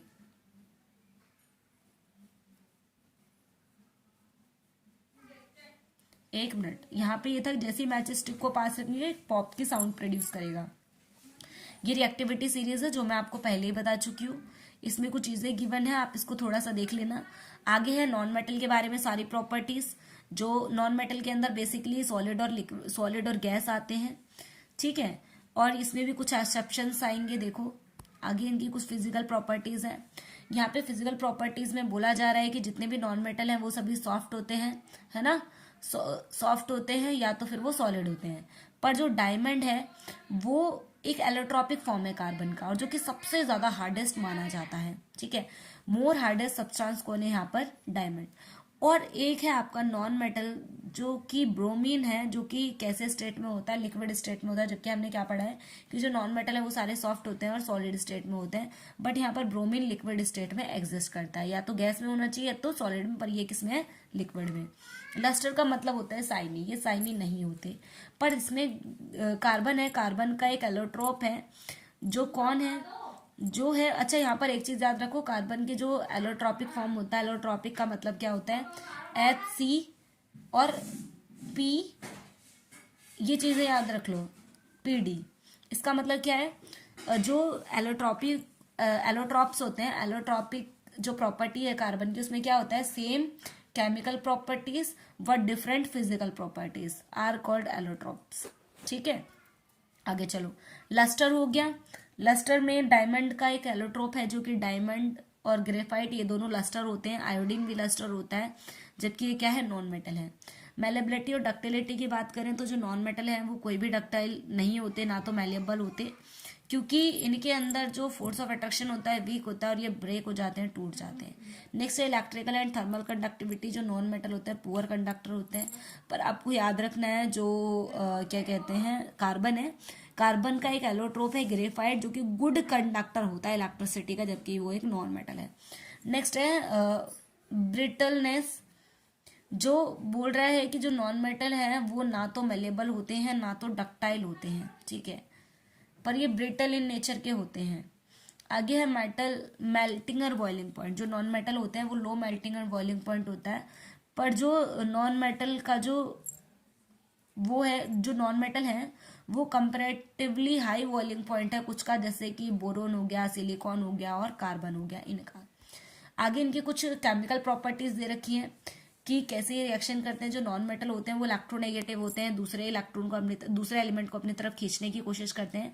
इलेक्ट्रोनेगेटिविटी एक प्रॉपर्टी होती है, कोई भी एलिमेंट जब कुछ किसी दूसरे एलिमेंट को अपनी तरफ खींचने की कोशिश करता है तो ये क्या करते हैं, एक आयंस को फॉर्म करते हैं, एक नेगेटिव चार्ज अनायन और कैटायन, मैंने आपको बताया था पिछले वीडियो में। नॉन मेटल कंबाइन होते हैं ऑक्सीजन के साथ और क्या बनाते हैं, ऑक्साइड बनाते हैं, ठीक है। और जो सल्फर है वो जलता है एयर में और क्या बनाता है, सल्फर ऑक्साइड बनाता है। यहाँ पर इसकी रिएक्शन भी गिवन कर रखी है। जब आप SO2 को डिसॉल्व कर देते हैं वाटर में तो ये सल्फ्यूरस एसिड बनाता है और किसमें बदल जाता है, ब्लू लिटमस टर्न हो जाता है ब्लू लिटमस टू रेड में, ठीक है। इसका मतलब ये क्या है, देखो आपको एक वर्ड याद रखना है, क्या, अनीला। क्या याद रखना है, अनीला। अनीला का मतलब क्या है, जो एसिड है, ए से कौन है, एसिड है, वो ब्लू टू रेड में कन्वर्ट करते हैं। ब्लू टू रेड का कन्वर्ट करने का मतलब क्या है, वो एसिड है, और अगर रेड टू ब्लू में कन्वर्ट कर दे तो वो क्या है, बेस है। और लिटमस पेपर किससे बनाए जाते हैं, एक लाइकेन नाम का प्लांट होता है। अच्छा, लाइकेन क्या होता है, एक सिम्बायोटिक प्लांट होता है, वो एक सिम्बायोसिस रिलेशनशिप के थ्रू फंगी और एल्गी, ये दोनों एक सिम्बायोटिक रिलेशनशिप के थ्रू एक प्लांट बनाते हैं। इन दोनों का जो कॉम्बिनेशन है लाइफ टाइम में साथ रहते हैं, तो इनको इनके जो सिम्बायोटिक रिलेशनशिप है इसी को ही बोला जाता है लाइकेन प्लांट। और लाइकेन प्लांट से ही क्या बनाया जाता है, लिटमस पेपर फॉर्म करा जाता है। नेक्स्ट है जो नॉन मेटल है वो एसिडिक ऑक्साइड बनाते हैं, सारे इसके कंपाउंड के नेम दे रखे हैं, और एक तरीके से न्यूट्रल ऑक्साइड भी ये बनाते हैं। नॉन मेटल जो है वो रिएक्ट नहीं करते वाटर के साथ, ठीक है, और इसीलिए इनको स्टोर करके रखा जाता है वाटर के अंदर ही। जैसे phosphorus is very reactive non metal है और ये फायर को कैच कर लेता है एयर के प्रेजेंस में। जो नॉन मेटल है वो बेस के साथ रिएक्ट करते हैं और एक कॉम्प्लेक्स फॉर्म करते हैं। मेटलॉइड क्या होते हैं, मेटलॉइड में मैंने आपको बताया था जो सेमीकंडक्टर होते हैं, जो मेटल नॉन मेटल दोनों की प्रॉपर्टीज को कैरी करते हैं। नेक्स्ट कंपाउंड क्या होते हैं, कंपाउंड भी मैं आपको बता ही चुकी थी, इसको आप रीड कर लेना यहाँ से। होमोजेनियस मिक्सचर में बता चुकी हूँ, जो शुरू में मैंने समझाया था वही सब चीजें, आप चाहें तो स्क्रीनशॉट ले सकते हैं। नेक्स्ट है सस्पेंशन क्या होता है, सस्पेंशन एक हेट्रोजेनस मिक्सचर होता है। अच्छा, सस्पेंशन कोलॉइड और ये होंगे सोल, हाँ सस्पेंशन कोलॉइड और, ठीक, मैं आपको इन चीजों को इधर साइड समझा देती हूँ। देखो सस्पेंशन, कोलॉइड और एक है सोल, ये तीन चीजें होती हैं जिन तीनों को आपको समझना है। सोल के, एक सेकंड मैं ना इनको एक्सचेंज कर देती हूँ, सोल को इधर लिखते हैं, सस्पेंशन को यहाँ लिखते हैं। Sol suspension. ठीक है, चलो इसको वन बाय वन समझने की कोशिश करते हैं। जो सोल होते हैं ना, इनके पार्टिकल का साइज बहुत बहुत बहुत ज्यादा छोटा होता है। ठीक है, और कोलॉइड के पार्टिकल का साइज थोड़ा सा बड़ा होता है कंपैरिजन टू सस्पेंशन। ठीक है, सॉरी कंपैरिजन टू सोल। और जो सस्पेंशन होते हैं उनके पार्टिकल का साइज काफी ज्यादा बड़ा होता है। ये चीज तो आपको देख के पता चल गई। इसके बाद यहाँ पर आपको एक चीज और याद रखनी है, जो सॉलिड, यहाँ पर एक नंबर लिख लो, यहाँ पर लिख लो 1 और यहाँ लिख लो 100। ठीक है, इसका मतलब क्या होगा, जिसका साइज 1 नैनोमीटर से छोटा होगा वो है सोल, जिस पार्टिकल का साइज 1 नैनोमीटर टू 100 नैनोमीटर होगा वो होगा कोलाइड, और जिस पार्टिकल का साइज 100 टू ग्रेटर होगा वो कौन है, सस्पेंशन है। सोल के अंदर ये इसको हम मानते हैं कि ये होमोजीनस होते हैं। क्या होते हैं, होमोजीनस होते हैं। ये होते हैं हेट्रोजीनस और ये होते हैं हेट्रोजीनस। ठीक है, इनके पार्टिकल का साइज इतना छोटा होता है कि फिल्टर पेपर से पास हो जाते हैं। जो कोलॉइड है इनके पार्टिकल का साइज भी छोटा होता है, ये समटाइम फिल्टर पेपर से पास हो जाते हैं, कभी कभी नहीं होते। जो सस्पेंशन होते हैं इनके पार्टिकल फिल्टर पेपर से पास नहीं होते। जो सोल के पार्टिकल है इनको आप माइक्रोस्कोप के थ्रू नहीं देख सकते क्योंकि बहुत छोटे होते हैं। सोल के जो पार्टिकल्स हैं इनको आप हाई पावर माइक्रोस्कोप से देख सकते हैं। सस्पेंशन के जो पार्टिकल है उनको आप नॉर्मली नेक्ड आई से भी देख सकते हैं। एग्जाम्पल क्या है, क्योंकि एग्जाम्पल सुनते ही आपको ये सारी चीजें आपस में रिलेट हो जाएंगी। क्यों, क्योंकि देखो कई बार जब हम एग्जाम्पल सुनते हैं तो हमारे माइंड में काफी सारी चीजें आती है और हम उनको एक दूसरे से रिलेट करते हैं और हमें वो चीजें जल्दी समझ आने लग जाती है। सोल का एग्जाम्पल सुनो, सोल का एग्जाम्पल है सॉल्ट वाटर, जैसे नमक का पानी। अब तो आपको पता चल गया होगा उसके पार्टिकल का साइज सच में ही बहुत छोटा होता है। नेक्स्ट है आपका कोलॉइड। कोलॉइड के अंदर आप एग्जाम्पल ले सकते हैं मिल्क। अच्छा, मिल्क से आपको याद है उसके particle top to bottom white दिखते हैं, ट्रांसपेरेंट तो होता ही नहीं है, इसका मतलब हेट्रोजीनस है। इसके पार्टिकल का साइज थोड़ा बड़ा होता है इसलिए हमें पार्टिकल वाइट वाइट दिखते हैं। अब है सस्पेंशन। सस्पेंशन के अंदर आता है मडी वाटर, मिट्टी का पानी। अच्छा, पार्टिकल तो सच में ही बड़े होते हैं क्योंकि आप खुली आंखों से भी उनके पार्टिकल को देख पाते हैं। नेक्स्ट आता है इसमें टिंडल इफेक्ट। जो टिंडल इफेक्ट है उसमें क्या होता है कि एक, जैसे मान लो ये एक सॉल्यूशन है आपके पास, इसमें कुछ सब्सटेंस है। ठीक है, यहाँ से आपने जब टॉर्च लाइट को स्कैटर्ड करा तो क्या होगा, जैसे ही किसी पार्टिकल के ऊपर ये टॉर्च पड़ेगी तो वो फैल जाएगी ऐसे करके और आपको ये कुछ शाइनिंग होता हुआ दिखेगा। जो सोल होता है ना, सोल के पार्टिकल का साइज इतना छोटा होता है, इतना छोटा होता है कि जो यहाँ पे टिंडल इफेक्ट है कोई शो नहीं होता। पर जो मिल्क है इसमें टिंडल इफेक्ट शो होता है, यानी कि कोलॉइडल के अंदर टिंडल इफेक्ट शो होता है। सस्पेंशन के अंदर टिंडल इफेक्ट कभी कभी शो होता है, कभी कभी नहीं। रीजन क्या है, क्योंकि अगर आपने किसी सॉल्यूशन में मिट्टी के पानी को डाला हुआ है तो क्या होगा, कुछ टाइम तो मिट्टी ऊपर घूमेगी पर थोड़े टाइम बाद वो मिट्टी नीचे बैठ जाएगी। जब नीचे होगी तो कोई टिंडल इफेक्ट देखने को नहीं मिलेगा। ठीक है, चलो इसके बाद आगे चलो। अच्छा, यहाँ पर इस तरीके से याद रख लेना, यहाँ पे कंफ्यूजन सबसे ज्यादा यहाँ होती है कि कोलॉइड में मिल्क आएगा कि सस्पेंशन में मिल्क आएगा। तो कोलॉइड में ऐसे रख लो, एक वर्ड याद रख लो, कोल्ड कॉफी किससे बनाते हैं, मिल्क से। तो कोलॉइड के अंदर क्या आएगा, मिल्क आएगा। आगे चलो, सस्पेंशन कोलॉइड दोनों चीजें क्लियर हैं, आप इजीली इसको देख सकते हैं। ठीक है, चलो जो चीजें मैंने आपको समझाई हैं वही चीजें आपको यहाँ पर दिखेंगी अंदर। ऑल ओवर सारा सब कुछ यही है। फिर भी अगर आपको लगता है कि नहीं समझ आ रहा तो आप इसका जो मैंने पीडीएफ आपको सामने ही मेंशन किया हुआ है, आप इसका स्क्रीनशॉट ले लो और इजीली चीजों को देख पाएंगे। नेक्स्ट यहाँ पर एक ये है डिस्पर्जन फेज, डिस्पर्स्ड फेज और डिस्पर्जन मीडियम। डिस्पर्स्ड फेज में क्या होता है कि वो चीजें जो यहाँ पर स्मॉल अमाउंट में होती है, डिस्पर्जन मीडियम में जो चीजें यहाँ पर लार्ज क्वांटिटी में होती हैं। ठीक है, अब एग्जाम्पल के लिए समझो, जो सॉलिड है वो वहाँ पे कम क्वांटिटी में और इस जो डिस्पर्जन मीडियम है वो भी सॉलिड है, दोनों सॉलिड सॉलिड। तो एग्जाम्पल कौन है यहाँ पर, जैसे मिल्की ग्लास बोल रखा है ना, दोनों ही इस तरीके से बना रखे हैं। जैम स्टोन बोल सकते हैं आप यहाँ पे। अब सॉलिड जो है वो कम है और जो लिक्विड है वो ज्यादा है, और इसका जो कोलॉइड टाइप है वो है सोल। ठीक है, और क्या है इसका एग्जांपल, पेंट। अब देखो यहाँ पे सॉलिड कम है, गैस ज्यादा है, तो क्या एग्जांपल हो सकता है, डस्ट हो सकता है, स्मोक हो सकता है, धुआं। क्योंकि धुएं में आप देखते हैं सॉलिड के पार्टिकल थोड़े से कम होते हैं पर गैस ज्यादा होती है। नेक्स्ट है गैस कम है, सॉलिड ज्यादा है, बन गया फॉर्म गैस कम सॉलिड ज्यादा। कौन है वो, जैसे कि यहाँ पे दे रखा है प्यूमिक स्टोन या फिर फॉर्म रबर, ये इसी का एग्जांपल है। नेक्स्ट है गैस कम है लिक्विड ज्यादा है, बन गया फॉर्म। इसमें कौन है, फ्लोट, बिप्ड क्रीम, मतलब जितनी भी क्रीम लेदर वगैरह ये सब इसमें आ जाएंगे। लिक्विड कम है सॉलिड ज्यादा, ये है कोलॉइड का नाम है जेल, और इसमें चीज बटर जेली ये सभी इसके अंदर आ सकते हैं। नेक्स्ट है लिक्विड कम है लिक्विड ज्यादा, मतलब दोनों चीजें लिक्विड लिक्विड है, इसका आंसर होगा इमल्सन। कभी कभी पूछ लिया जाता है इमल्सन क्या होता है, इमल्सन जहां पर डिस्पर्स्ड फेज और डिस्पर्जन मीडियम दोनों ही क्या हो, लिक्विड हो, उसे हम कहते हैं इमल्सन। और इसमें मिल्क और हेयर क्रीम आता है। अच्छा एक चीज और ध्यान रख लो, जो डिस्पर्स्ड फेज और डिस्पर्जन मीडियम, डिस्पर्स्ड ये भी छोटी, डिस्पर्जन और डिस्पर्स में कौन छोटा है, डिस्पर्स छोटा दिख रहा है आपको। मीडियम और फेज में कौन छोटा है, फेज। जिसमें दोनों चीजें छोटी हैं वो स्मॉल क्वांटिटी में होंगी, जिसमें दोनों चीजें बड़ी हैं वो लार्ज क्वांटिटी में होंगी। लास्ट है एरोसोल। एरोसोल और इमल्सन ज्यादा पूछे जाते हैं क्वेश्चन। ये एरोसोल क्या होता है, जहां पर जो डिस्पर्स्ड फेज है वो लिक्विड है और डिस्पर्जन मीडियम कौन है, गैस। अब देखो आपको देख के पता चल जाएगा लिक्विड क्या है, कम होगा क्योंकि स्पेलिंग छोटी थी डिस्पर्स फेज की, और डिस्पर्जन मीडियम स्पेलिंग बड़ी, गैस कम। यानी लिक्विड ज्यादा गैस कम कौन है, जैसे फॉग हो गया, ह्यूमस हो जाती है, ये सब इसके रहेंगे। नेक्स्ट है प्योरिफिकेशन, मतलब आप कैसे किसी भी सब्सटेंस को प्योरीफाई कर सकते हो, ये हम देखेंगे नेक्स्ट वीडियो में। तो मिलते हैं अगले वीडियो में। Thank you so much watching this video. So guys welcome back to my YouTube channel. Last video में हमने डिस्कस करा था कोलोइडल सॉल्यूशन के बारे में और प्लस में सस्पेंशन के बारे में हमने यहाँ पर पढ़ा था।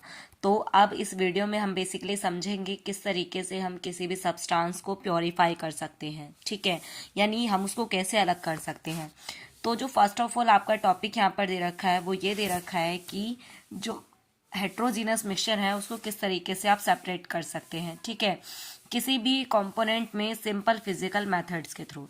तो सबसे पहला जो आपको मेथड गिवन कर रखा है वो है हैंड पिकिंग, यानी कि आप कोई दो चीज़ों को हाथों की हेल्प से भी उनको अलग कर सकते हैं। जैसे कि यहाँ पर आपको दे रखा है रिमूविंग स्टोन फ्रॉम पल्सेस, दाल के अंदर से पत्थरों को अलग करना।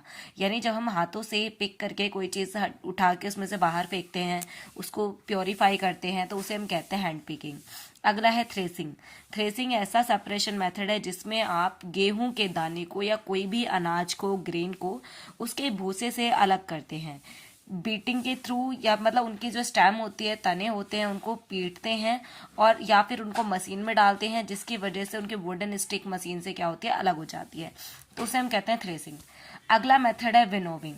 विनोविंग एक ऐसा मेथड होता है जिसमें लाइटर कंपोनेंट जो होते हैं ना किसी भी चीज में, उसको अलग किया जाता है हैवी कंपाउंड से, ठीक है। उसको आप, जैसे आपने देखा होगा कई बारी कुछ ऐसे मटेरियल, जैसे आपके पास गेहूं है, उसके अंदर कुछ भूसे हैं बहुत लाइटर वेट के, तो उसको ऊपर से गिराते हैं फैन की हवा में, तो जिससे क्या होता है कि उसके जो भूसे पार्टिकल होते हैं थोड़े दूर जाके गिरते हैं और जो ग्रेन पार्टिकल होता है वो बिल्कुल नीचे आता है। तो वो जो मेथड है वो कहलाता है विनोविंग। इसके बाद है सेविंग। सीविंग एक ऐसा मेथड होता है जिसमें क्या है कि जो particle of different size separated through a सेवे, यानी सेवे मतलब होता है, मतलब जो छानना, आप किसी चीज को छानते हैं ना छन्नी में से, तो क्या होता है उसके अकॉर्डिंग जो पार्टिकल के साइज होते हैं वो नीचे गिर जाते हैं, बाकी जो हैवी पार्टिकल होते हैं वो ऊपर ही रह जाते हैं साइज में। नेक्स्ट है सैंडिमेशन। सैंडिमेशन एक ऐसा प्रोसेस होता है जिसमें देखो a mixture of insoluble compound is left settle known as sedimentation, यानी कि मान लो आपके पास कुछ ऐसे पार्टिकल हैं इनसॉल्युबल जो पानी में घुल नहीं रहे, तो जब आप थोड़े टाइम के लिए रेस्ट के लिए छोड़ देंगे तो क्या होगा, जो हैवी पार्टिकल होंगे वो नीचे बैठ जाएंगे बॉटम में, तो ऊपर वाला जो पोर्शन है लाइटर जो लिक्विड है उसको आप अलग निकाल सकते हैं, स्लोली किसी चीज में भर के आप उसको साइड कर सकते हैं, है ना। तो वो जो प्रोसेस है वो कहलाता है सैंडिमेशन। नेक्स्ट है आपका यहाँ पर अगला दे रखा है आपको यहाँ पर, एक सेकेंड, यस। नेक्स्ट यहाँ पर वो जो मेथड थे आपके यहाँ पर, एक है फिल्टरेशन। फिल्ट्रेशन एक ऐसा मेथड है, तो आपको नाम से ही पता चल रहा हो किसी चीज को फिल्टर करना है ना, लिक्विड कंपोनेंट को किसी की चीज से आप फिल्टर कर रहे हैं। तो यहाँ पर क्या कह रखा है कि जो सॉलिड इंग्रेडिएंट्स हैं लिक्विड के अंदर, उनको पास करा जाता है किसी भी पोरस फाइन स्ट्रक्चर आपके पास हो उसके थ्रू, या पोरस फिल्टर पेपर के थ्रू आप फाइन करवाते हैं, उसे हम कहते हैं फिल्टरेशन, ठीक है। जहाँ पर जो सॉलिड पार्टिकल्स होते हैं वो उस फिल्टर पेपर के ऊपर ही रह जाते हैं, बाकी चीज़ें नीचे निकल जाती हैं। इसके बाद है कुछ ऐसे कंपोनेंट जो कि होमोजीनस मिक्सचर है, उसको किस तरीके से आप अलग करेंगे उस सॉल्यूशन के अंदर से। तो उसके लिए कुछ स्पेशल टेक्निक्स हैं उसको सेपरेट करने के लिए, तो उनको वन बाय वन पढ़ना स्टार्ट करते हैं, ठीक है। चलो भाई इसको हम पढ़ते हैं। नेक्स्ट पहला है इवेपोरेशन। इवेपोरेशन वो मेथड होता है जिसके अंदर किसी भी लिक्विड को इवेपोरेट करते हैं और उसके बाद जो वेपर होता है बाहर निकल जाता है, बाकी बचा हुआ सॉलिड सब्सटेंस नीचे रह जाता है और वो सेपरेट हो जाता है। जैसे कि नमक, जो सॉल्ट होता है, अगर पानी के अंदर सी वाटर से सॉल्ट को इसी प्रोसेस के थ्रू निकाला जाता है, इवेपोरेशन। यहाँ लिखा भी हुआ है, this technique is use to separate a mixture of volatile और non volatile substance. Volatile substance वो होता है जो टाइम के साथ डिसअपियर हो जाता है, नॉन वोलेटाइल वो होता है जो टाइम के साथ डिसअपियर नहीं होता। तो उसको सेपरेट करने के लिए इवेपोरेशन मेथड का यूज करा जाता है। इसमें क्या करते हैं, वोलेटाइल सब्सटेंस को हीट करते हैं तो वोलेटाइल चीजें इवेपोरेट हो जाती है और कुछ चीजों को छोड़ देती हैं जो क्या होती है, नॉन वोलेटाइल। जैसे कि हम कलर्ड कंपोनेंट से डाई को इसी तरीके से करते हैं, है ना, जिसके थ्रू हमें क्या होता है, ब्लू ब्लैक इंक ऑब्टेन हो जाती है इस मेथड के थ्रू। नेक्स्ट क्या है आपका, सेंट्रीफुगेशन। सेंट्रीफुगेशन एक ऐसा मेथड होता है जिसमें सेंट्रीफुगेशन और सेंट्रीफिगेशन ये दो चीजें होती है, सेंट्रीफुगल और सेंट्रीपिटल। सेंट्रीपिटल में क्या होता है कि कोई भी जो फोर्स होता है वो सेंटर की तरफ रखता है, सेंट्रीफुगल में साइड यानी सरफेस की तरफ इसका फोर्स रखता है। तो इसी प्रोसेस के थ्रू आप कर्ड यानी मक्खन से, दही से मक्खन को निकालते हैं, वो सेंट्रीफुगेशन मेथड कहलाता है। यानी this technique is based on the density of particles की डेंसिटी पे बेसिकली डिपेंड होता है। ये इसी के थ्रू आप सेपरेट करते हैं बटर या फिर क्रीम को, किसमें से, मिल्क में से या फिर दही में से। ठीक है, अगला है सब्लिमेशन। सब्लिमेशन एक ऐसा मेथड होता है, ऐसी टेक्निक होती है जिससे आप सॉलिड सब्सटेंस को हीट करते हैं और डायरेक्टली कन्वर्ट हो जाता है वेपर में बिना लिक्विड में चेंज हुए। देखो यहाँ पर क्या दे रखा है, एक ऐसी टेक्निक है जिसमें आप सॉलिड सब्सटेंस को, एक सेकेंड, जिसमें आप सॉलिड सब्सटेंस को हीट करते हैं, वो डायरेक्टली कन्वर्ट हो जाता है वेपर में बिना लिक्विड में बदले, उसे हम कहते हैं सब्लिमेशन। ठीक है, यानी सॉलिड डायरेक्टली किसमें कन्वर्ट हो रहा है, वो कन्वर्ट हो रहा है डायरेक्टली वेपर में। इसका एक एग्जांपल है कपूर, यानी कैम्फर आपने सुना है, सॉलिड होता है, जब हम उसे हीट करते हैं डायरेक्ट वेपर में कन्वर्ट हो जाता है, उसमें कोई लिक्विड आपको नहीं देखने को मिलता है। तो बाकी अदर एग्जांपल, ये कैम्फर देखो लिखा हुआ है कपूर। आगे आ जाओ, यहाँ पर बोल रहा है कि जो मिक्सचर होता है ना अमोनियम क्लोराइड का और कैम्फर का, वो सेपरेट नहीं होता सब्लिमेशन मेथड के थ्रू। उसको सेपरेट करने के लिए हमें अदर केमिकल सॉल्वेंट का यूज करना पड़ता है, जिसकी वजह से हम उसको सेपरेट कर पाते हैं। अगला मेथड है क्रिस्टलाइजेशन। क्रिस्टलाइजेशन एक ऐसा मेथड होता है जिसमें आप फिल्टर पेपर का यूज करते हैं और सॉल्ट को उसमें से पास करवाया जाता है, तो जो लिक्विड चीजें होती है वो नीचे निकल जाता है फिल्ट्रेट, और जो फिल्ट्रेट नीचे निकलता है और जो बाकी ऊपर बच जाता है फिल्टर पेपर में, उसे हम कहते हैं क्रिस्टल्स, जिसके थ्रू फॉर्म होते हैं, और इसका जो पूरा प्रोसेस है उसे कहते हैं क्रिस्टलाइजेशन। तो यहाँ पर लिखा भी हुआ है, एक ऐसा प्रोसेस होता है जिसके थ्रू सेपरेट करते हैं प्योर सॉलिड को, एक क्रिस्टल को निकाला जाता है यहाँ पर, उसे हम कहते हैं, उस मेथड को क्रिस्टलाइजेशन हम कहते हैं। ठीक है, इसी प्रोसेस के थ्रू हम सॉल्ट को या सी वाटर को प्योरीफाई करते हैं, मतलब उसमें नमक को निकाला जाता है, और एक इवेपोरेशन प्रोसेस भी इसी का मेथड है। आगे आओ, नेक्स्ट है डिस्टिलेशन। डिस्टिलेशन एक ऐसा मेथड होता है जिसमें क्या होता है कि एक लिक्विड को वेपर फॉर्म में कन्वर्ट कर दिया जाता है, देन उसके बाद उसे ठंडा करते हैं, मतलब ठंडा कर दिया जाता है और वापस से उसको वेपर में कन्वर्ट कर दिया जाता है। देखो यहाँ पे लिखा भी हुआ है, this method is use to separate two immiscible liquid, मतलब ऐसे लिक्विड, सॉरी डिस्टिलेशन एक अलग है, एक सेकेंड। डिस्टिलेशन एक ऐसा मेथड होता है जिसमें आप दो ऐसी चीजों को अलग करते हैं जो मिक्स नहीं है। जैसे कि मान लो एक आपने ले लिया वाटर और एक आपने ले लिया ऑयल, ये दोनों आपस में मिक्स नहीं होते, तो इन दोनों को अलग करने के लिए आप डिस्टिलेशन मेथड का यूज करते हैं। ठीक है, इमिसिबल का मतलब होता है जो मिक्स, सॉरी मिसिबल लिक्विड मतलब जो मिक्स हो जाते हैं, इमिसिबल जो लिक्विड मिक्स नहीं होते। तो डिस्टिलेशन के अंदर से मान लो आपने कोई लिक्विड लिया हुआ है, उसमें क्या करते हैं, उसको वेपर में कन्वर्ट करते हैं, फिर उसको कलेक्ट करते हैं, देन वापस से उसको लिक्विड में, वापस से उसको वेपर में कन्वर्ट कर देते हैं। मतलब आपके पास ये लिक्विड है, इसको वेपर में कन्वर्ट करा, वेपर में फिर इसको इकट्ठा करेंगे, इकट्ठे करने पे वापस से लिक्विड में बदल जाएगा और हमने इसको कलेक्ट कर लिया। ये जो मेथड है वो कहलाता है डिस्टिलेशन। अब ये बिल्कुल करेक्ट है। आगे है क्रोमोटोग्राफी। क्रोमोटोग्राफी, क्रोमो वर्ड आपको रिलेट करना है किससे, कलर से। ये बेसिकली ऐसा मेथड होता है जब आप कलरफुल जो कंपाउंड है आपके पास उसको सेपरेट करने के लिए इसका यूज करते हैं, मतलब कलर्ड पिगमेंट जो है उसको सेपरेट करने के लिए। देखो लिखा हुआ है कि यहाँ पर जो ये टेक्निक है उसका यूज करते हैं, separation of coloured pigment from a plant से कलर्ड पिगमेंट को अलग करने के लिए इसका हम यूज करते हैं। ये जो प्रोसेस है वो बेस्ड है किस पे, principle of distribution of the component of given organic mixture between two phases. ये बेसिकली इस पे बेस्ड है, इस प्रिंसिपल पे बेस्ड है। प्रिंसिपल का मतलब होता है सिद्धांत। अब यहाँ पर क्या है, एक चीज और देखो, अच्छा फिजिकल और केमिकल चेंज देख लो, मोस्ट इंपॉर्टेंट पॉइंट है। फिजिकल और केमिकल चेंज बेसिकली क्या होता है, फिजिकल चेंज वो चेंज होता है जो आप अपने सेंस ऑफ ऑर्गन के थ्रू पता लगा लें। जैसे कि आपने उसको छूकर देखा, उसका शेप कैसा है, आपने छूकर देखा उसका साइज कितना बड़ा है, वो तो बहुत बड़ा है। आपने आइज से देखा उसका कलर कैसा है, आपने हाथों के थ्रू चेक करा लिक्विड है सॉलिड है क्या है। प्लस में आपने उसकी स्मेल को चेक करा नोज के थ्रू, आपने टच करा उसका हार्ड है कि सॉफ्ट है। तो जो चीजें आप अपने सेंस ऑफ ऑर्गन के थ्रू पता लगाएंगे वो फिजिकल चेंज के अंदर आते हैं। और ये वो चेंज फिजिकल प्रॉपर्टीज होते हैं और फिजिकल चेंज वो चेंज होते हैं जो रिवर्सिबल होते हैं। ठीक है, कोई भी न्यू सब्सटेंस नहीं बनता और ये रिवर्सिबल होते हैं। जैसे कि मान लो आपने आइस से वाटर बनाया और वाटर से वापस से आइस में कन्वर्ट हो जाए, फिजिकल चेंज है।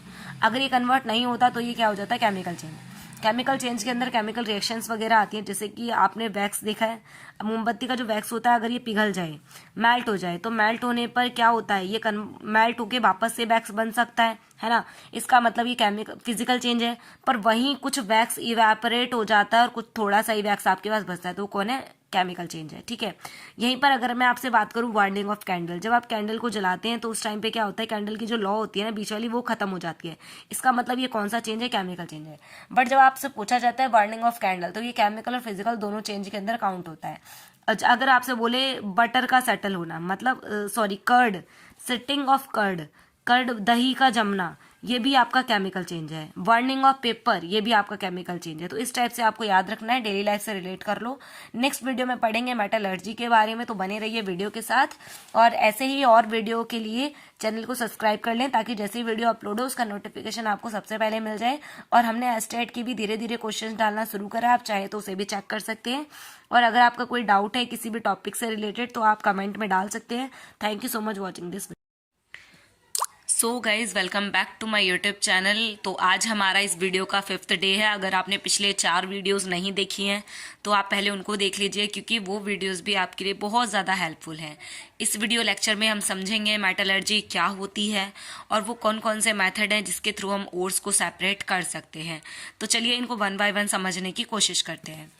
तो सबसे पहली चीज़ मैं आपको समझाऊंगी कि जो मेटलर्जी है एक्चुअली वो होती क्या है। तो मेटलर्जी एक ऐसा प्रोसेस होता है जिसके थ्रू आप प्योर मेटल को ऑब्टेन कर पाते हैं किसी उसके ओर से, है ना। यानी जैसे मान लीजिए एल्युमिनियम का ओर है, एल्युमिनियम के ओर से अगर आप एल्युमिनियम को अलग कर देते हैं किसी एक प्रोसेस के थ्रू, से हम कहते हैं मेटलर्जी। ठीक है, तो the process of obtaining a pure metal from its ore called a metallurgy.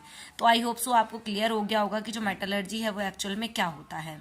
Then इसके बाद हम पढ़ेंगे कि जो एक देखो, अगर इसमें मेटलर्जी तो आपको समझ आ गया। अब इसमें कौन कौन से स्टेप को इन्वॉल्व किया जाता है, अब जिन जिन स्टेप्स को यहाँ पर इन्वॉल्व करते हैं उस मेटल को अलग करने के लिए उसकी ओर से, तो उसे हम क्या कहते हैं, मेटलर्जिकल प्रोसेस ऑपरेशन कहते हैं। मेटलर्जिकल ऑपरेशन हम इसको कहते हैं। नेक्स्ट अगर मैं वही चीज आपसे बोलूं कि आप में से काफी बच्चे सोच रहे होंगे कि ये ओर क्या होता है। ठीक है, तो ओर बेसिकली होता है जिसमें मेटल प्लस में अदर मटेरियल यानी कि गैंग मिक्स होते हैं, उसे हम कहते हैं ओर। ठीक है, अगर वो ओर है किस चीज के, किसी भी मेटल के, उसके अंदर मेटल होगा प्लस में अदर पार्टिकल्स भी उसके अंदर होंगे। ठीक है, अब नेक्स्ट आ जाओ फटाफट से। एक ऑपरेशंस होते हैं जो ये मतलब जितने भी ऑपरेशन है ना, वो बेसिकली रिएक्टिविटी ऑफ मेटल पे डिपेंड करते हैं कि किस तरीके से हम इनको अलग कर पाएंगे। जैसे कि जो मोर रिएक्टिव मेटल हैं जैसे कि sodium, potassium, magnesium, calcium, aluminium, इन सभी को हम अलग करते हैं, मतलब इनको इनके ओर से अलग किया जाता है। कैसे ऑब्टेन करते हैं हम इसको, इलेक्ट्रोलाइसिस के थ्रू और फिर सोल्स और मोल्टन स्टेट, मतलब जब ये मोल्टन स्टेट में जाते हैं तो उसमें इलेक्ट्रोलाइसिस प्रोसेस के थ्रू उनको अलग किया जाता है। एग्जाम्पल के लिए सोडियम ऑब्टेन किया जाता है electrolysis of fused sodium chloride से। ठीक है, अच्छा फ्यूज्ड का मतलब क्या होता है, फ्यूज का मतलब जो मिक्स हुआ हुआ रहता है, सोडियम क्लोराइड के साथ मिक्स रहता है, उससे हम सोडियम को अलग कर लेते हैं। अगला यहाँ पर कुछ मेथड्स को हम पढ़ेंगे जो यहाँ पर मेटल को एक्सट्रैक्ट करने के लिए यूज करे जाते हैं। पहला है ओर कंसंट्रेशन। ओर कंसंट्रेशन का मतलब है जहां पर ओर की मात्रा ज्यादा होगी, मतलब जिसमें भी जो मेटल ज्यादा होगा उसके हिसाब से हम उसको अलग करते हैं। पहला है removal of impurities from the ore is called its concentration. यानी कि जब हम किसी भी मेटल से किसी भी ओर के अंदर से इम्प्योरिटीज को अलग करते हैं तो उस प्रोसेस को कहा जाता है कंसंट्रेशन। ठीक है, इसके बाद it carry out by following method. ये बहुत सारे फॉलोइंग मेथड को कैरी करता है। पहला है ग्रेविटी सेपरेशन और हाइड्रोलिक वॉशिंग। अच्छा, इसके अंदर बेसिकली क्या होता है, ग्रेविटी से आपको एक वर्ड समझ आ रहा होगा, शायद इसमें ग्रेविटी कहीं ना कहीं रोल प्ले कर रही होगी। एक है हाइड्रोलिक मेथड वॉशिंग, यहाँ पर कुछ एक हाइड्रोलिक ऐसे करके फैन जैसा लगा हुआ रहता है जो बेसिकली उसको टर्न होता हुआ रहता है, और यहाँ पर क्या होता है, जो लाइटर पार्ट उसको मतलब एक वाटर में एक तरीके से मिक्स कर दिया जाता है, और फिर इस हाइड्रोलिक फैन के थ्रू उसको रोटेट किया जाता है, और रोटेट करने पर क्या होता है, जो लाइटर पार्टिकल होते हैं वो ऊपर आ जाते हैं, और जो हैवी पार्टिकल होते हैं वो नीचे सेटल हो जाते हैं, और जो लाइटर पार्टिकल होते हैं वो गैंग पार्टिकल होते हैं जो ऊपर आ जाते हैं, और हैवी पार्टिकल होते हैं जो हमारे मेटल के होते हैं वो नीचे सेटल डाउन हो जाते हैं। फिर उनको ईजिली जो हैवी पार्टिकल होते हैं उनको नीचे छोड़ दिया जाता है, और जो लाइटर पार्टिकल होते हैं गैंग के उनको निकाल लिया जाता है। अब चलिए इसको देखते हैं यहाँ पे क्या लिखा हुआ है। यहाँ पे लिखा है पावर्ड और is aggregated with a running stem of water, मतलब रनिंग स्टेम बहते हुए स्टेम के साथ उसको एक साथ मिक्स किया जाता है। जो लाइटर गैंग पार्टिकल्स होते हैं वो taken away from the water, heavy जो मतलब गैंग पार्टिकल होते हैं वो वाटर के साथ फ्लोट कर जाते हैं, और जो हैवियर पार्टिकल होते हैं और के वो नीचे सेटल डाउन हो जाते हैं। ठीक है, नेक्स्ट है आपका फ्रॉथ फ्लोटेशन मेथड प्रोसेस। इसके अंदर बेसिकली क्या होता है, this method is generally use for concentration of sulphide ore, मतलब बेसिकली सल्फाइड ओर को सेपरेट करने के लिए हम इसका यूज करते हैं। और ये जो प्रोसेस है इसमें क्या होता है कि पावर्ड ओर को पुट किया जाता है एक टैंक के अंदर, जिसके अंदर मिक्सचर ऑफ वाटर होता है, और प्लस में क्या होता है, प्योर ऑयल होता है। ठीक है, मिक्सचर ऑफ वाटर प्लस में क्या होता है, प्योर, और पाइन ऑयल इसके अंदर होता है जो कंपोस्ट करता है, जिसके अंदर एयर को ब्लो करवाया जाता है इस मिक्सचर के अंदर। देन इट गेट एगेटेड, उसके बाद ये एगेटेड फॉर्म फ्लॉट, मतलब ये जो फॉर्म मतलब एक झाग बनाता है, और जो ओर होते हैं वो इन झाग के साथ स्टिक हो जाते हैं, चिपक जाते हैं। The ore particle stick to froth which float on the top of the can be separate easily, मतलब जो झाग होता है उसके अंदर वो टॉप पे रहता है, और उसी झाग के साथ जो पार्टिकल्स होते हैं ना किसके, मेटल के, वो उसके ऊपर सेटल डाउन हो जाते हैं, है ना, झाग के ऊपर, और जिसके थ्रू हम उसे निकालना इजी हो जाता है, और जो गैंग पार्टिकल होते हैं वो नीचे ही छूटे रह जाते हैं, और उसको हम बाद में अलग कर देते हैं। नेक्स्ट है मैग्नेटिक सेपरेशन। मैग्नेटिक सेपरेशन में एक हाइड्रोलिक पुलीज लगी होती है इस तरीके से, और ये कुछ मेटल का बना हुआ रहता है, और इसके ऊपर क्या होता है कि हम जब उस ओर को गिराते हैं तो ये आगे आगे मूव करता जाता है। देन इसके बाद जो मेटल होता मतलब जो मैग्नेटिक चीजें होती हैं वो तो इधर जाके गिरती हैं, और अनमैग्नेटिक चीजें इधर गिरती हैं। तो इस तरीके से हम यहाँ पर ओर्स को सेपरेट कर पाते हैं। ठीक है, तो यहाँ पर क्या लिखा हुआ है इसको पढ़ते हैं one by one. This method use to when one component either or impurities is magnetic in nature. इसमें एक impurity in magnetic in nature की होती है, और एक क्या होता है, और होता है जो मैग्नेटिक नहीं होता। बेसिकली उनको सेपरेट करने के लिए यहाँ पर यूज करा जाता है। ठीक है, एक नॉन मैग्नेटिक होता है और मैग्नेटिक होता है। आगे है लेचिंग। लेचिंग इस मेथड के अंदर बेसिकली क्या होता है, इस मेथड में concentration is done by a chemical method. Chemical method के थ्रू यहाँ पर कंसंट्रेशन को अलग किया जाता है बाय यूजिंग केमिकल रिएजेंट, या फिर जैसे गोल्ड या सिल्वर या कंसंट्रेटेड बाय दिस मेथड, मतलब गोल्ड और सिल्वर होते हैं उनको बेसिकली इसी मेथड से अलग किया जाता है। और aluminium is also obtain by this method, इसी मेथड के थ्रू एल्युमिनियम को भी ऑब्टेन किया जाता है। नेक्स्ट है conversion of ore to metal oxide, मतलब मेटल ऑक्साइड कन्वर्ट कैसे किया जाता है ऑक्साइड को, ओर को मेटल ऑक्साइड में। यहाँ पर हमें ये देखना है। पहला है इसके अंदर आप पढ़ेंगे रोस्टिंग और कैल्सिनेशन, दोनों ही most most most important concept है, तो समझते हैं इनको बाय ट्रिक के साथ। ठीक है, सबसे पहला है रोस्टिंग, सेकेंड है कैल्सिनेशन। अब रोस्टिंग में सबसे पहले क्या आता है, रोस्टिंग में ओ पहले आ रहा है, रोस्टिंग में ओ आप देख पा रहे हैं पहले आ रहा है, इसका मतलब ये ऑक्सीजन इसमें ज्यादा अमाउंट में होती है। इसमें ओ बाद में आ रहा है, इसका मतलब इसमें ऑक्सीजन क्या होगी, लेस अमाउंट में होगी। ठीक है, यानी ना के बराबर होती ही नहीं है, एब्सेंट होती है। और इसमें ऑक्सीजन क्या होती है, प्रेजेंट होती है। और इसमें ऑक्सीजन की प्रेजेंस में इसको हीट किया जाता है, और जब हीट करते हैं, और बेसिकली ये ना जिंक के ओर को अलग करने के लिए करा जाता है इसका यूज। ठीक है, एक minute, sulphide ore it involve converse of sulphide ore into oxide. इसमें सल्फाइड ओर से क्या बना देते हैं, सिंपल ओर में कन्वर्ट करते हैं। देखो बेसिकली हमने क्या करा, जिंक सल्फेट को यहाँ पर ऑक्सीजन के साथ रिएक्शन करवाए, और क्या बना, एक जिंक ऑक्साइड बन गया, और एक बना है सल्फर ऑक्साइड बना है यहाँ पर। ठीक है, तो जब इनको हमने यहाँ पर, पता है क्या होता है, यहाँ पे जो साइड प्रोडक्ट जो बनता है वो होता है सल्फर डाइऑक्साइड, और जो कैल्सिनेशन के अंदर होता है कार्बन डाइऑक्साइड बनता है साइड प्रोडक्ट में।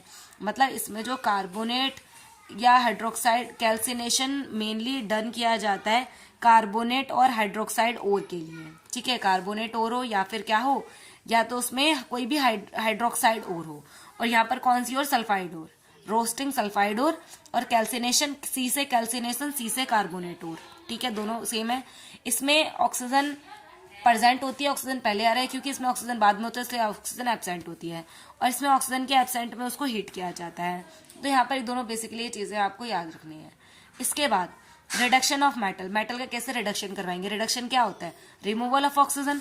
देखो ऑक्सीडेशन के अंदर बेसिकली होता है एडिशन ऑफ ऑक्सीजन, ठीक है, और रिमूवल ऑफ हाइड्रोजन। पर जब बात करते हैं ना रिडक्शन की, तो रिडक्शन में क्या होता है कि addition of hydrogen and removal of oxygen. तो रिडक्शन के केस में क्या होगा, रिमूवल ऑफ हाइड्रोजन, यानी देखो जिंक ऑक्साइड है, इसमें से कार्बन के साथ जब इसकी रिएक्शन करिए तो क्या हो गया, जिंक अलग हो गया, ऑक्सीजन अलग हो गया। तो the metal oxide are then reduce to corresponding metal by using suitable reducing agent. यहाँ पर कार्बन एक रिड्यूसिंग एजेंट का काम कर रहा है, जिसकी वजह से ऑक्सीजन क्या हो गया, यहाँ पर रिड्यूस हो गया, ठीक है। फिर यहाँ पर क्या करते हैं, इसको हीट करते हैं बेसिकली, तो इसमें यह है रिडक्शन मेथड में। नेक्स्ट है रिफाइनिंग मेटल। रिफाइनिंग में क्या है, हम उसको बेसिकली रिफाइन करते हैं, अलग करते हैं। यहाँ पे क्या लिखा है, the metal production by various reduction process. यहाँ पर जो मेटल प्रोडक्शन है बहुत सारे रिडक्शन प्रोसेस के थ्रू करा जाता है।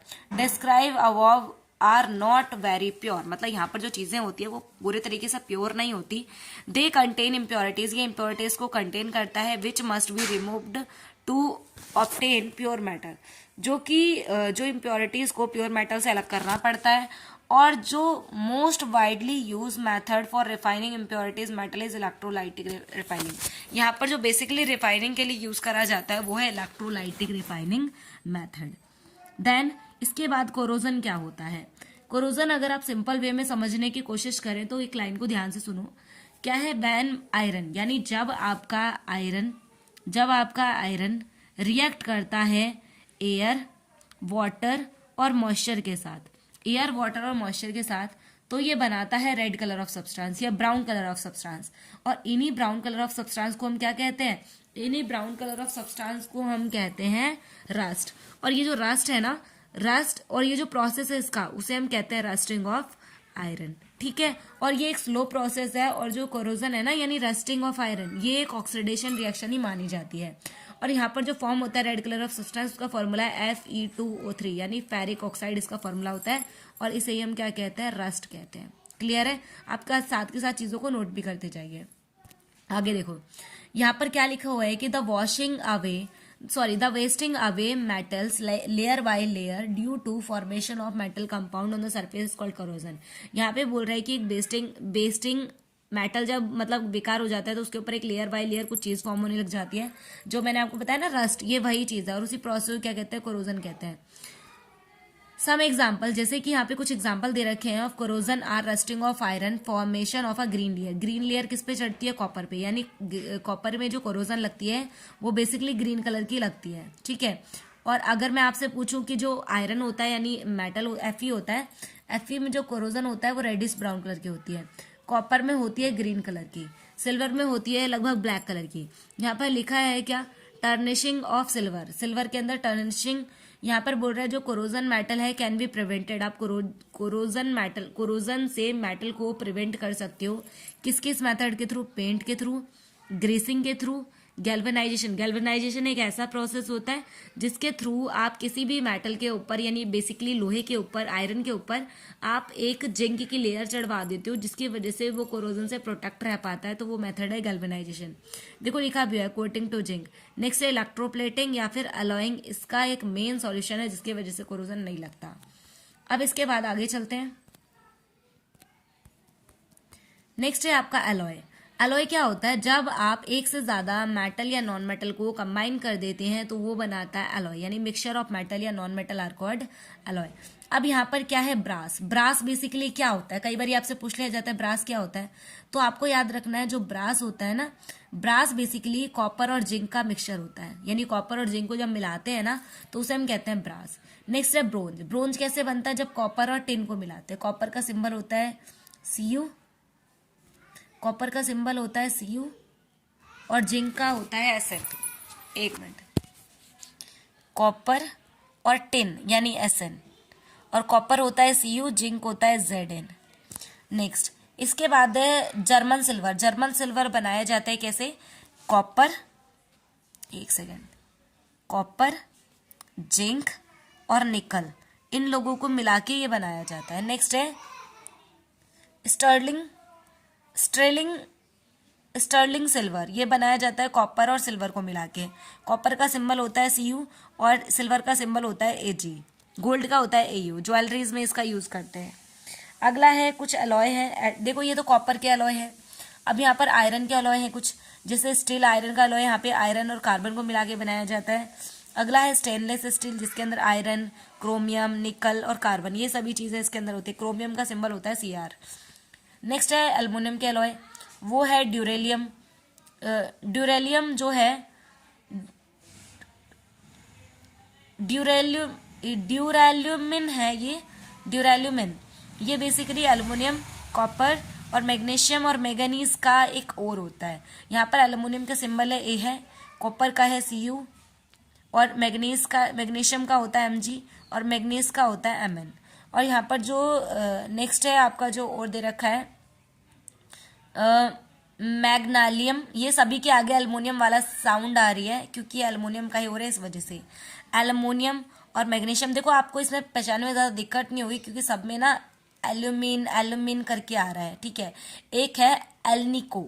एल्निको बेसिकली थोड़ा सा अलग है, इसमें भी Al शुरू वाला वर्ड आ गया, जो एल्युमिनियम वाला Al है वो इसमें दिख रहा है आपको, ठीक है। इसमें क्या है, एल्युमिनियम, निकल और कोबाल्ट और आयरन, ये इसके अंदर मिक्स रहते हैं। इसका यूज मैग्नेट बनाने में करते हैं। और जो ये है ना मैग्नेलियम, इसका यूज करते हैं एरोप्लेन के पार्ट्स बनाने में। अगला है लेड का एलॉय, क्या है वो है सोल्डर, जिसमें लेड और टिन मिले हुए रहते हैं। लेड होता है Pb और टिन होता है यहाँ पर Sn, ठीक है। नेक्स्ट है निकल का जो एलॉय है वो होता है नाइक्रोम।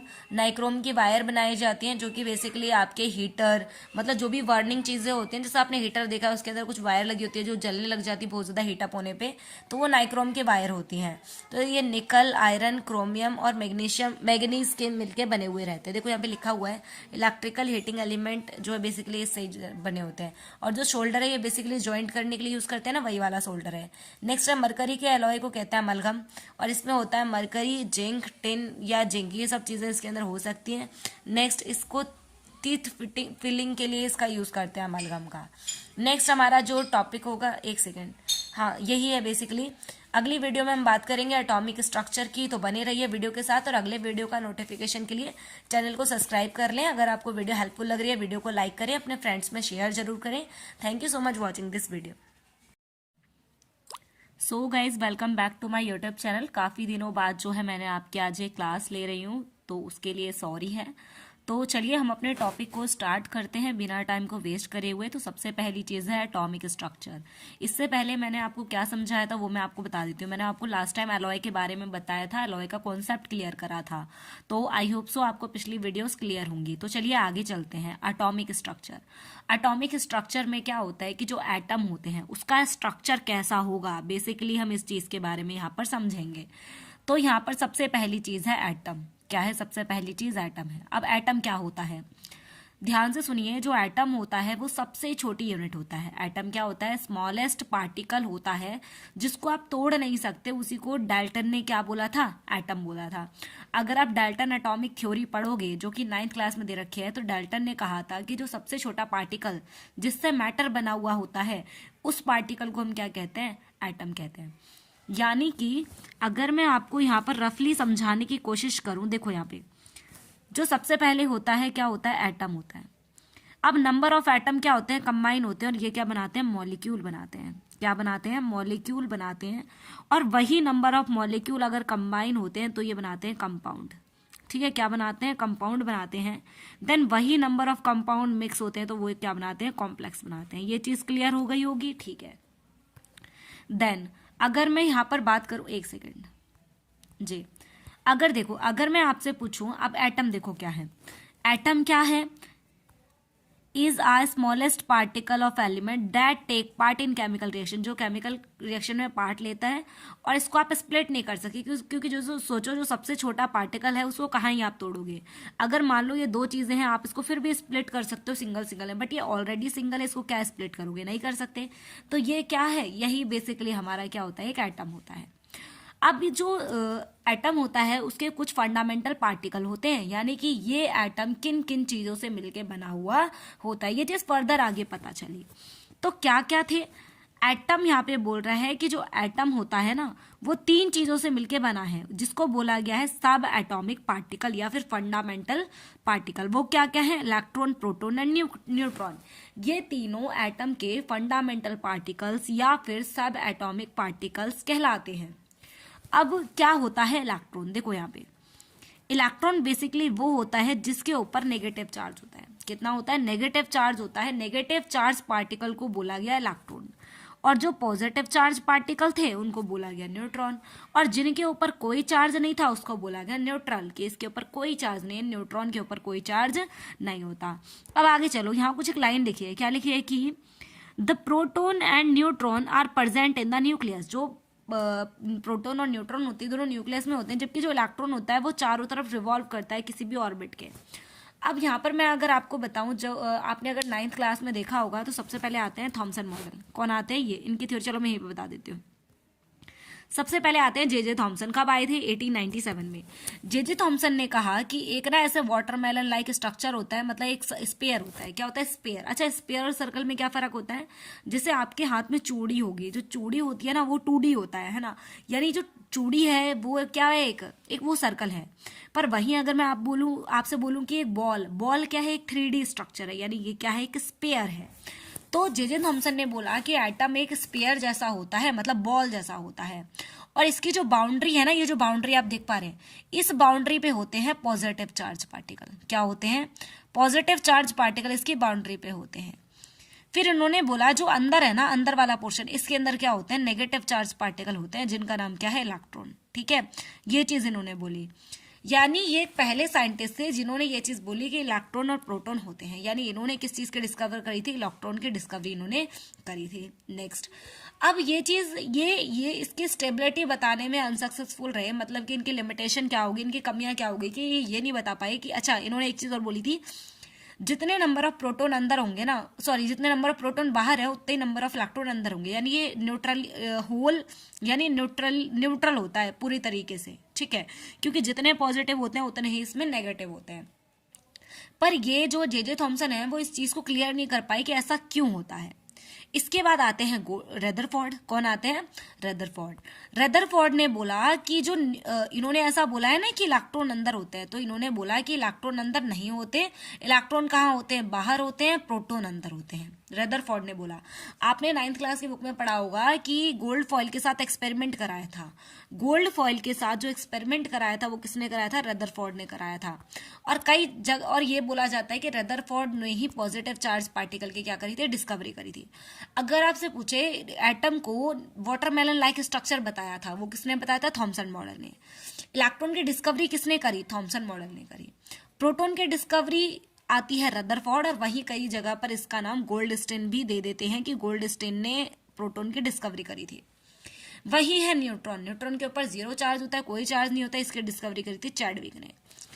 अब आपको कैसे याद रखोगे आप कि किसके डिस्कवरी किसने करी थी, एक ट्रिक है। क्या है वो ट्रिक ये है, ईंट पर नाचे। क्या है, ईंट पर नाचे। यानी कि एक ईंट है, ये एक ईंट है, ठीक है, इसके ऊपर 3 लोग ना डांस कर रहे हैं। 3 लोग क्या कर रहे हैं, डांस कर रहे हैं। मैंने इस पे 3 लोग बना दिया है। ठीक है, ये 3 लोग क्या कर रहे हैं, इसके ऊपर खड़े होकर डांस कर रहे हैं। ये जो 3 लोग इसके ऊपर खड़े होकर डांस कर रहे हैं ना, ये 3 लोग कौन है, एक तो है इसमें रदरफोर्ड, एक है इसमें थॉमसन, और एक कौन है इसमें, चैडविक है। ठीक है, अब कैसे, ट्रिक क्या बनी, ईंट से याद रखो, ई से है इलेक्ट्रॉन, टी से थॉमसन मॉडल, थॉमसन ने इलेक्ट्रॉन की डिस्कवरी करी। रा से है रदरफोर्ड, पा से है प्रोटॉन, यानी रदरफोर्ड ने प्रोटॉन की डिस्कवरी करी। चे से है चैडविक, ना से है न्यूट्रॉन, यानी चैडविक ने न्यूट्रॉन की डिस्कवरी करी। इस तरीके से आप इसको लर्न रख लेना। आगे हमें इसमें यह पढ़ना है कि जो मास है किसका, इलेक्ट्रॉन का मास। देखो कई बार वैल्यू भी पूछ ली जाती है।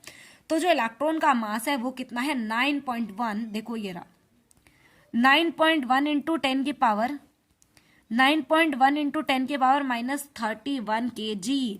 9.1 इंटू 10 की पावर -31 kg किसका मास होता है, ये है आपका इलेक्ट्रॉन का मास।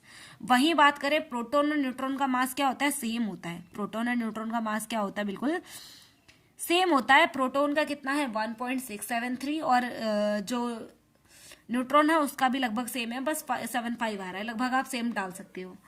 अब यहाँ पर बोल रहा है चार्ज, इलेक्ट्रॉन के ऊपर जो चार्ज होता है वो कितना होता है -1.6 इंटू 10 की पावर -19 कूलाम। इसी कोई एक्यूरेट वैल्यू अगर मतलब अप्रोक्सीमेट वैल्यू कितनी होती है -1, ठीक है। और वहीं बात करूं प्रोटॉन, प्रोटॉन पे क्या होता है पॉजिटिव चार्ज, तो जो यहाँ पे शुरू में आपने माइनस लगाया है उसकी जगह पर आपको क्या लगा देना प्लस, बाकी सब कुछ सेम है, ठीक है। तो जो प्रोटॉन होता है उसका क्या है प्लस 1.6 इंटू 10 की पावर -19 कूलाम, ठीक है। और न्यूट्रॉन तो न्यूट्रल ही होता है, ठीक है। पोजीशन क्या होती है, इलेक्ट्रॉन क्या होते हैं अराउंड द न्यूक्लियस, न्यूक्लियस के चारों तरफ घूमते हैं, ठीक है। इलेक्ट्रॉन कहाँ होते हैं न्यूक्लियस के चारों तरफ। प्रोटॉन कहाँ होते हैं न्यूक्लियस के अंदर। और जो न्यूट्रॉन होते हैं वो भी कहाँ होते हैं न्यूक्लियस के अंदर। अगर आपसे पूछे न्यूक्लियस का वेट बताओ तो आप क्या बोलोगे, आप बोलोगे प्रोटॉन प्लस न्यूट्रॉन का वेट कर दें तो ये क्या कहलाएगा, न्यूक्लियस का वेट कहलाएगा, बिल्कुल ठीक है। आगे अच्छा यहाँ पे एक और आता है कि जो न्यूट्रॉन है ना उसका एंटी पार्टिकल है एंटी न्यूट्रोनो, और जो इलेक्ट्रॉन है उसका एंटी पार्टिकल है पॉजिट्रॉन, ठीक है। चलो आगे आओ। नेक्स्ट क्या है मॉलिक्यूल। मैंने आपको बताया था नंबर ऑफ एटम कंबाइन होते हैं और क्या बनाते हैं, मॉलिक्यूल बनाते हैं। For example O2, for example के लिए O2 इज अ मॉलिक्यूल। अगर मैं बोलूं CO2 this is a compound, ठीक है। इस टाइप से आपको याद रखना है, सेम एटम से मिलकर बना होगा वो है मॉलिक्यूल। चलो it is smallest particle which can remains in free state, जो फ्री स्टेट में होते हैं, ठीक है। अ मॉलिक्यूल हैज 2 और मोर देन 2 डिफरेंट एटम। जो मॉलिक्यूल होते हैं उसमें 2 या 2 से ज्यादा एटम होते हैं, जो सेम भी हो सकते हैं डिफरेंट भी हो सकते हैं। नेक्स्ट एटॉमिक नंबर क्या होता है, एटॉमिक नंबर क्या होता है। तो एटॉमिक नंबर क्या है, इन 1913 में मोसले ने ये दिया था एटॉमिक नंबर का कॉन्सेप्ट। अच्छा अगर आपको आपसे मैं बोलूँ तो इनका नाम है पूरा हेनरी मोसले। क्या नाम है इनका पूरा, हेनरी मोसले है। अगर आप लोग पीरियोडिक टेबल उठा के देखोगे ना तो पीरियोडिक टेबल में सबसे पहले कौन आए थे, मेंडलीफ की पीरियोडिक टेबल बोली जाती है, क्योंकि मेंडलीफ से पहले कोई भी ऐसा नहीं आया जिसने पीरियोडिक टेबल का नाम बोला हो। तो जो मेंडलीफ है उन्होंने सबसे पहले कहा था कि इन सभी एलिमेंट के लिए क्या होना चाहिए, एक लॉन्ग फॉर्म ऑफ टेबल होनी चाहिए जिसका नाम है पीरियोडिक टेबल। तो उन्होंने जो एलिमेंट को अरेंज करा था on the basis of atomic mass, किस पे,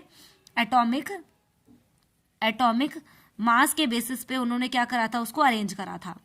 पर उसके बाद क्या हुआ, एटॉमिक मास, फिजिकल प्रॉपर्टीज और केमिकल प्रॉपर्टीज के बेसिस पे उन्होंने क्या करा था, अरेंज करा था। पर वहीं अगर मैं बात करूं उसके बाद आए हेनरी मोसले। हेनरी मोसले ने कहा मास के साथ साथ हम इसको एटॉमिक नंबर के बेसिस पे अरेंज करेंगे। तो वही हेनरी मोसले हैं ये जिनके बारे में मैं आपको बता रही हूँ। क्या लिखा है कि it given by Moseley and it define the number of proton present inside the nucleus, यानी जितने नंबर ऑफ प्रोटॉन प्रेजेंट है न्यूक्लियस में किसी भी एटम के, ठीक है, इन एन आइसोलेटेड एटम। मतलब देखो इसका फॉर्मूला भी यहाँ पे दे रखा है आपको। जो Z है ना, Z क्या है, एटॉमिक नंबर है। Z क्या है, एटॉमिक नंबर है। Number of proton equal to number of electron, यानी जितने नंबर ऑफ इलेक्ट्रॉन होंगे ना वही उसका क्या हो जाएगा, एटॉमिक नंबर हो जाएगा। क्लियर है, यानी number of proton equal to number of electron और इक्वल टू एटॉमिक नंबर। मान लो मैं आपसे बोलती हूँ कि जो सोडियम है, क्या है, जो सोडियम है, सोडियम का एटॉमिक नंबर है 11, सोडियम का एटॉमिक नंबर है 11, इसके इलेक्ट्रॉन बताओ। आप बोलोगे मैडम इलेक्ट्रॉन भी कितने होंगे, 11 होंगे। अगर मैं बोलूं क्लोरीन है, क्लोरीन के पास 17 इलेक्ट्रॉन है, इसका मतलब उसका एटॉमिक नंबर कितना होगा, 17 ही होगा। बिल्कुल सिंपल है। अगर आपको पीरियोडिक टेबल से रिलेटेड कॉन्सेप्ट क्लियर करने हैं 1 to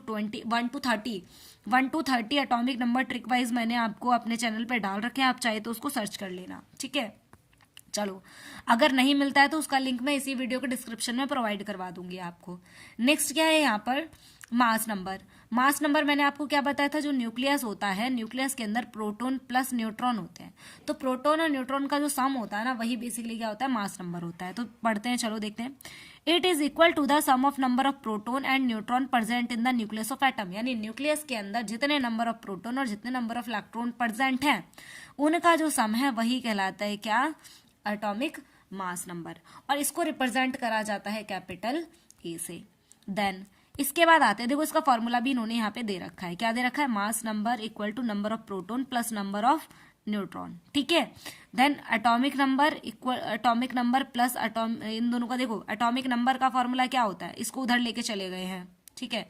यानी यहाँ पे बोल रहा है एटॉमिक नंबर और number of neutron, atomic number और नंबर ऑफ न्यूट्रॉन, क्योंकि प्रोटॉन और वो सारे दोनों इक्वल थे ना, इसलिए यहाँ पे क्या रख दिया, एटॉमिक नंबर रख दिया। और एटॉमिक नंबर का सिंबल क्या होता है, जेड, और न्यूट्रॉन का सिंबल क्या होता है, कैपिटल एन। तो बोल रहा है कि an atom with atomic number, जो कोई एटम है एटॉमिक नंबर के साथ एंड मास नंबर के साथ, उसको रिप्रेजेंट करते हैं कुछ इस टाइप से। यानी कि मान लो अगर मैं बोलूँ यहाँ पर देखो, ए यहाँ पे क्या है, एटॉमिक मास नंबर है, जेड क्या है, इसका एटॉमिक नंबर है। मान लो अगर मैं आपको बोलूं जो नाइट्रोजन है ना, नाइट्रोजन का एटॉमिक मास 14 होता है, तो नाइट्रोजन ऐसे, इसका मास नंबर कितना है, मास नंबर इसका 14, तो 14 ऊपर लिखेंगे। एक मिनट रुको, मैं इसको क्लियर करके आपको दिखाती हूँ। देखो जैसे कि मान लो ये नाइट्रोजन है, नाइट्रोजन का मास नंबर होता है 17 और इसका एटॉमिक 14 होता है 14। नाइट्रोजन का मास नंबर है 14 और एटॉमिक नंबर है 7, तो इसको इस तरीके से आप रिप्रेजेंट करोगे, ये यहाँ पे कहना चाह रहा है। आगे है डिफरेंट एटॉमिक स्पीसीज आइसोटोप्स, यानी आइसोटोप्स क्या होते हैं, आप सुनो जरा। आइसोटोप्स क्या होता है, कुछ ऐसी स्पीसीज होती हैं एटम की, ऐसे कुछ पार्टिकल्स होते हैं जिनके सेम केमिकल प्रॉपर्टीज होती है, same atomic number but different mass number. क्या है, same atomic number but different mass number, ये क्या होता है, ये है आइसोटोप। अगर मैं वहीं इसको करवा दूं अपोजिट, क्या करवा दूं, अपोजिट करवा दूं, तो क्या होगा, यानी कि मैं यहां पर बोल रही हूं आपसे कि आपको करना है डिफरेंट एटॉमिक नंबर और जो बट सेम मास नंबर। तो इस टाइम पे ये जो डेफिनेशन बन गई है ना, नीचे वाली जो डेफिनेशन बनी है, ये है आइसोबार की, और ऊपर वाली किसकी, आइसोटोप की। आई होप सो आपको क्लियर हो गया होगा। चलो आओ अब डेफिनेशन में देखते हैं इसकी में क्या बोल रहा है। यहाँ कह रहा है the atom of the element having same atomic number but different mass number are called isotope. यही था बिल्कुल, आप चाहो तो ये सिंपल लाइनों को याद रख सकते हैं। नेक्स्ट आओ आगे, हाइड्रोजन के 3 आइसोटोप होते हैं। अगर आपसे पूछे हाइड्रोजन के कितने आइसोटोप होते हैं, तो हाइड्रोजन के कितने आइसोटोप होते हैं, 3 आइसोटोप होते हैं। कौन कौन से, एक होता है प्रोटियम, ड्यूटीरियम, ट्रेटियम। और अब आपको ये तो समझ आ रहा होगा, ये जो 1H1 लिखा हुआ है इसमें, यानी कि जो ये वाली जो टर्म है, मतलब ये जो नीचे वाला 1 है, ये क्या है, ये यहाँ पर है एटॉमिक नंबर Z, और जो ऊपर के साइड 1 लिखा है, ये क्या है इसका, ये है इसका मास नंबर यानी कि A, और बीच में जो H लिखा है वो क्या है, X है, यानी वो है एटॉमिक नंबर, एटॉमिक मतलब सिंबल, किसी भी एलिमेंट का क्या है वो सिंबल है। क्लियर है। अच्छा, तो हाइड्रोजन के कितने आइसोटोप होते हैं, 3 आइसोटोप होते हैं। कौन कौन से, एक तो है प्रोटियम, एक है ड्यूटेरियम और एक है ट्रिटियम, जिसको हम 1H1, 1H2, 1H3 के नाम से जानते हैं। देखो सभी के नीचे 111 आ रहा है, नहीं, एटॉमिक नंबर क्या है, सेम है, बट मास नंबर क्या अलग अलग है सभी का, इसे क्या कहेंगे, हाइड्रोजन के आइसोटोप।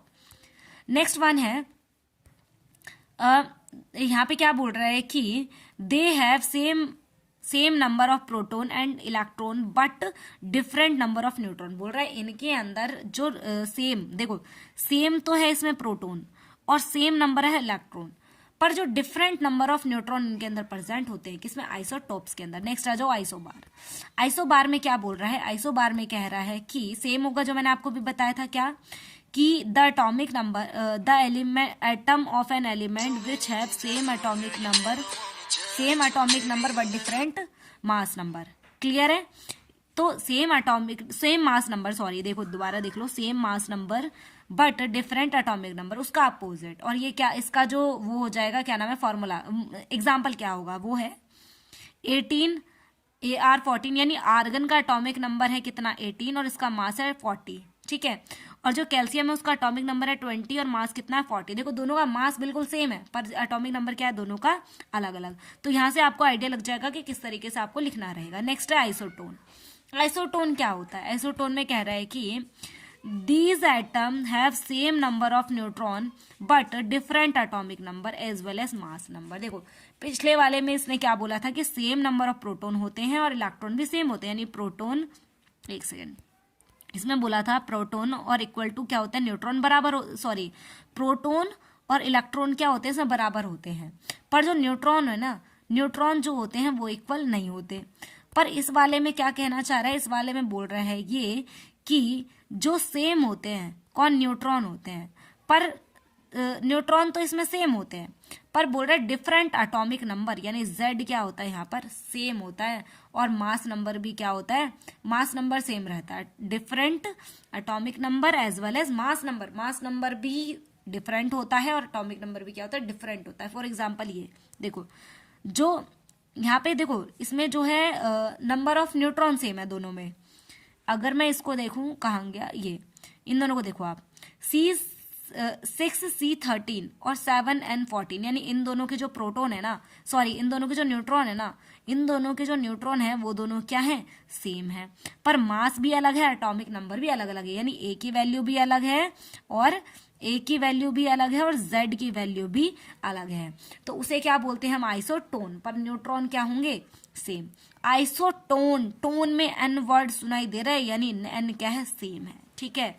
चलो नेक्स्ट है बोहर बोरी स्कीम। बोहर मॉडल भी आप इसको कई बार कह सकते हैं। इन्होंने कब दिया था, ये दिया था 1921 में। इनने बेसिकली डिस्ट्रीब्यूशन बताया है कि इलेक्ट्रॉन किस तरीके से फिल होंगे, ठीक है। यानी जिसकी देखो ये ना कुछ इस तरीके से इनका स्ट्रक्चर होता है, मैं आपको बता देती हूँ। देखो इनका कुछ स्ट्रक्चर ना कुछ इस तरह का होता है, बीच में होता है यहाँ पर पॉजिटिव और उसके बाद ऐसे करके नंबर ऑफ शेल होते हैं जिसके अंदर इलेक्ट्रॉन क्या करते हैं रिवॉल्व करते हैं। यानी कि अगर मैं आपसे बोलूं जो बाहर वाला शेल है ना सबसे लास्ट वाला, इसमें एनर्जी क्या होती है सबसे ज्यादा, इसकी एनर्जी थोड़ी सी कम, इसकी एनर्जी थोड़ी सी कम होती है, इसकी ज्यादा ही कम होती है, इस तरीके से चलता है, ठीक है। अब जिसकी एनर्जी जितनी कम होती है उससे पहले वो उस पर चले जाता है, फिर हायर जितनी ज्यादा एनर्जी होती है उस हिसाब से बाहर वाले शेल में आते रहते हैं। और नंबर ऑफ शेल को रिप्रेजेंट करते हैं कैपिटल एन से या स्मॉल एन से, सॉरी, ठीक है। तो यहाँ पर पढ़ो जरा क्या बोल रहा है, जो मैक्सिमम नंबर, अच्छा यहाँ पर और एक और चीज, कैसे इलेक्ट्रॉन फिल करते हैं, इलेक्ट्रॉन फिल करते हैं 2, 8, 8, 18, 18, 32, यानी लास्ट इलेक्ट्रॉन जो है 18 फिल होते हैं, पहले वाले में 2 फिर 8 18, इस तरीके से इलेक्ट्रॉन फिल होते हैं, 2 फिर 8 फिर 18, इस तरीके से इलेक्ट्रॉन इससे फिल होते हैं। और इससे ज्यादा इलेक्ट्रॉन हो तो फिर हम 11th 12th वाले कॉन्सेप्ट को फॉलो करते हैं जिसको हम बोलते हैं क्या नाम था उनका, अफवाऊ रूल। अफवाऊ रूल यानी अफवाऊ प्रिंसिपल के बेस पे इसको करते हैं। फिर नेक्स्ट आ जाओ, यहाँ पर एक और कॉन्सेप्ट है 11th क्लास का, इसको थोड़ा सा क्लियर कर लेते हैं। चलो यहाँ पर बोल रहा है shape of S orbit is spherical, यानी जो एस ऑर्बिटल की जो शेप होती है वो कैसी होती है स्पेरिकल, एस से स्पेरिकल। और जो पी यानी पी वाले की जो शेप होती है वो कैसी होती है डम्बल होती है, कैसी होती है डम्बल। और डी की कैसी होती है, डी की होती है डबल डम्बल। और एफ की कैसी होती है कॉम्प्लिकेटेड होती है। चलो मैं स्ट्रक्चर बना के दिखा देती हूँ आपको इसके, ठीक है। चलो एस का कैसा है, एस का है स्पेरिकल, ठीक है, ये क्या है एस है। और पी का कैसा होता है, पी का होता है यहाँ पर डम्बल ऐसे, ठीक है। अच्छा अब डी का कैसा होता है, डी का यहाँ पे होता है डबल डम्बल, यानी एक डम्बल और ये दूसरा डम्बल, ठीक है। और जो एफ होता है ना, एफ का कैसा होता है, एफ का होता है कॉम्प्लिकेटेड सा स्ट्रक्चर, यानी इसमें बहुत सारे ऐसे करके डम्बल डम्बल डम्बल डम्बल ऐसे करते करते आ जाते हैं इतने सारे डम्बल, ठीक है। तो ये कौन सा स्ट्रक्चर है। और जो जी होता है ना, जी का होता है 8 फोल्ड, यानी 8 बार डम्बल फोल्ड होंगे, 8 फोल्ड डम्बल, ठीक है। तो इस टाइप से इसका रहेगा। देन इसके बाद आ जाओ रूल्स फॉर फिलिंग इलेक्ट्रॉन, वो कौन कौन से रूल हैं जिसके थ्रू हम इलेक्ट्रॉन्स को फिल करते हैं। तो पहला क्या है अफवाऊ रूल, पहला कौन सा रूल है अफवाऊ रूल। अफवाऊ का मतलब होता है बिल्डिंग अप, अफवाऊ का मतलब क्या होता है बिल्डिंग अप, यानी किसी चीज को बनाना। तो अफवाऊ रूल बेसिकली हमें ये बताता है कि जिसकी एनर्जी जितनी कम वो सबसे पहले फिल हो जाएंगे। चलो आज पढ़ते हैं इसको। The rule state that orbit are fill up according to increasing in the energy, यानी इंक्रीज एनर्जी के इंक्रीजिंग ऑर्डर में वो फिल हो जाएंगे। The order in which electron are filled in the orbit according to rule के according fill होते हैं। यानी सबसे पहले इलेक्ट्रॉन जाएगा 1s में, फिर 2s में, फिर 2p, यानी 7s की एनर्जी सबसे ज्यादा है, उसमें इलेक्ट्रॉन सबसे बाद में जाएगा। जिसकी एनर्जी जितनी कम उससे पहले वो क्या हो जाएंगे, फिल हो जाएंगे। अब इसको याद कैसे रखेंगे मैम, क्योंकि सबसे ज्यादा मुश्किलें तो हमें क्या करने में आती है, याद करने में आती है। तो चलो इसको याद करवा देते हैं, इसको याद करवा देते हैं। आ जाओ, स्टेप बाय स्टेप चीजों को देखना, आपको ये चीजें ना जल्दी जल्दी लर्न हो जाएंगी। आपको क्या करना है, ऐसे लर्न करना है। कैसे, पहले याद रखो एस, क्या याद रखना है आपको, S S P, S S P S P, एक बार एस, दो बार एस पी, ठीक है, एक बार एस, दो बार एस पी, फिर एस डी पी, एस, लाओ पहले मैं एक साइड लिख देती हूँ। क्या क्या है आपका, देखो आपको क्या याद रखना है, देखो पहले आपको याद रखना है एस एक बार, फिर एस पी कितने बार, 2 टाइम्स, फिर एस पी डी 2 टाइम्स, ठीक है, फिर एस पी डी नहीं आएगा, फिर आएगा एस डी पी एफ, इस टाइप से रहेगा। चलो इसको आज लर्न करते हैं। देखो यहाँ पे कैसे कैसे लर्न करना है, मैंने आपको क्या बताया, सबसे पहले हमें याद करना है एस, फिर S P S D P, ठीक है, एस, मैं लास्ट वाले को अलग कलर से यूज करती हूँ। देखो S P S D P, ठीक है, सॉरी यहाँ पर जो मैं आपको बताई थी ना एस डी पी करके वो है, उसको चेंज कर लो थोड़ा सा। देखो क्या है, पहले S P S D P S D P, और उसके बाद क्या आएगा लास्ट में, एस एफ डी पी। देखो एस डी पी जो था ना, एस डी पी के बीच में यहाँ पे इस वाली जगह पर क्या कर देना, एफ को पुट कर देना। आओ दोबारा मैं यहाँ पर आपको समझा देती हूँ दोबारा से। क्या है, देखो सबसे पहले आपको करना है क्या, एस एक बार, है ना, क्या करना है, एस, ठीक है, एस पी, ठीक है, S P S D P. अब ये जो एस के बाद दूसरा वर्ड है ना, यहाँ पे एफ को बस बीच में डाल दो, एस एफ डी पी। इसी के साथ ही आपका पूरा ही टेबल बनके रेडी हो जाएगा। क्लियर है, दोबारा बता दे रही हूँ क्या क्या है, S P S D P S F D P, ठीक है। इसी के साथ ही ये वाला जो रूल है आपका रेडी हो जाएगा, ये वाला। क्लियर है, चलो इसके बाद है पॉली एक्सक्लूजन प्रिंसिपल। क्या है, पॉली एक्सक्लूजन प्रिंसिपल। तो पॉली एक्सक्लूजन प्रिंसिपल बेसिकली क्या बोलता है कि जो भी हमारे ऑर्बिट होते हैं, यानी जो ऑर्बिटल होते हैं ना इस टाइप के, ऑर्बिटल कुछ इस टाइप के होते हैं ऐसे करके, है ना, इनके अंदर आपने जरूर 12th क्लास में इसको देखा होगा। अगर आप साइंस स्ट्रीम से हैं तो, साइंस स्ट्रीम से ही होंगे तो ही आप साइंस पढ़ रहे हैं बेसिकली।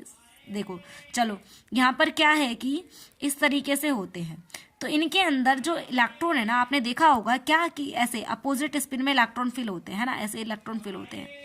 तो ये जो इलेक्ट्रॉन इस तरीके से फिल होते हैं, इसका मतलब एक ब्लॉक के अंदर जो इलेक्ट्रॉन है वो अपोजिट स्पिन, एक ऊपर स्पिन एक नीचे स्पिन, ऐसे फिल होते हैं। तो यही बोलता है पॉली एक्सक्लूजन प्रिंसिपल। क्या कहता है कि जो आप इसमें इलेक्ट्रॉन फिल करते हैं वो अपोजिट स्पिन के होते हैं, ठीक है। According to this principle, orbit can have maximum of 2 electron within opposite spin। यानी एक ऑर्बिटल में जो मैक्सिमम इलेक्ट्रॉन है वो 2 होंगे, वो भी कैसे, अपोजिट स्पिन के होंगे। हंट्स रूल क्या कहता है, हंट्स रूल कहता है कि पेयरिंग तब तक स्टार्ट नहीं होगी जब तक आपका ऑर्बिटल आधा फिल ना हो जाए, ठीक है। मान लो अगर मैं आपको पूछूं किसी के पास जो है कितने 7 इलेक्ट्रॉन है, कितने इलेक्ट्रॉन है 7, और ये 3 ब्लॉक वाला कौन सा ऑर्बिटल होता है, ये होता है पी। क्या होता है, ये पी। एस में होता है 1, पी में होता है 3, और डी में कितने होते हैं, 5 ब्लॉक होते हैं। डी में कितने ब्लॉक होते हैं, डी में, एक सेकेंड, डी में कितने होते हैं, डी में होते हैं 5, 1 2 3 4, और एक 5 होते हैं। और एफ में होते हैं 7, कितने होते हैं, 1 2 3 4, 1 2 3 4 5 6 7 होते हैं।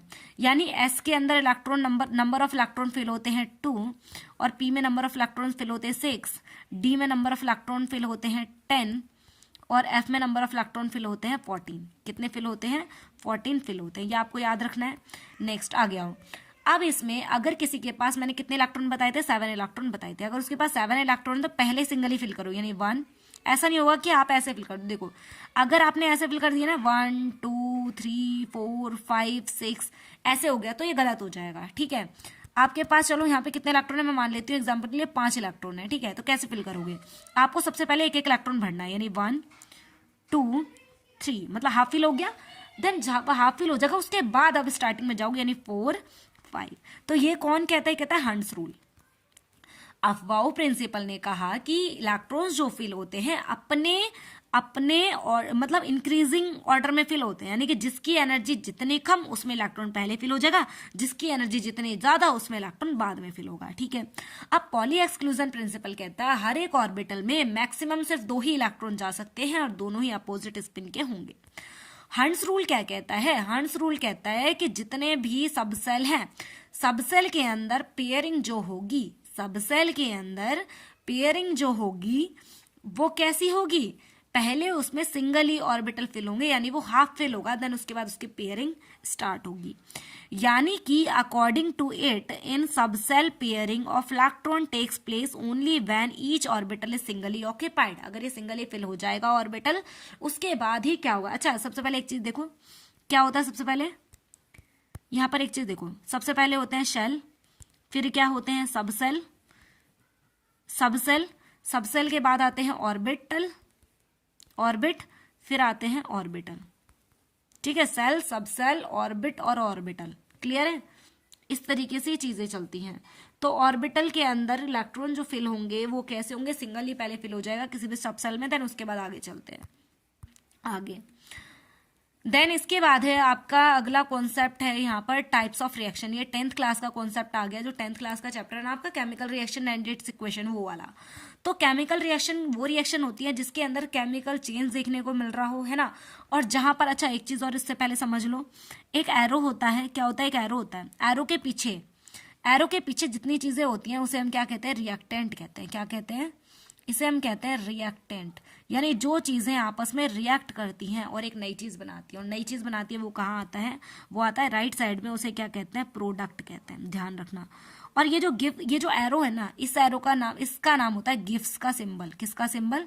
गिब्स का सिंबल। अगर किसी चीज के प्रेजेंस में रिएक्शन हो रही है तो वो इसके ऊपर आती है, ठीक है। चलो ये चीज आपको समझ आ गई। रिएक्टेंट जो आपस में रिएक्ट करते हैं, गिब्स का सिंबल की बना क्या, प्रोडक्ट में क्या है, जो चीज आपकी बनकर रेडी होगी रिएक्टेंट के बाद। चलो पहली चीज है केमिकल रिएक्शन।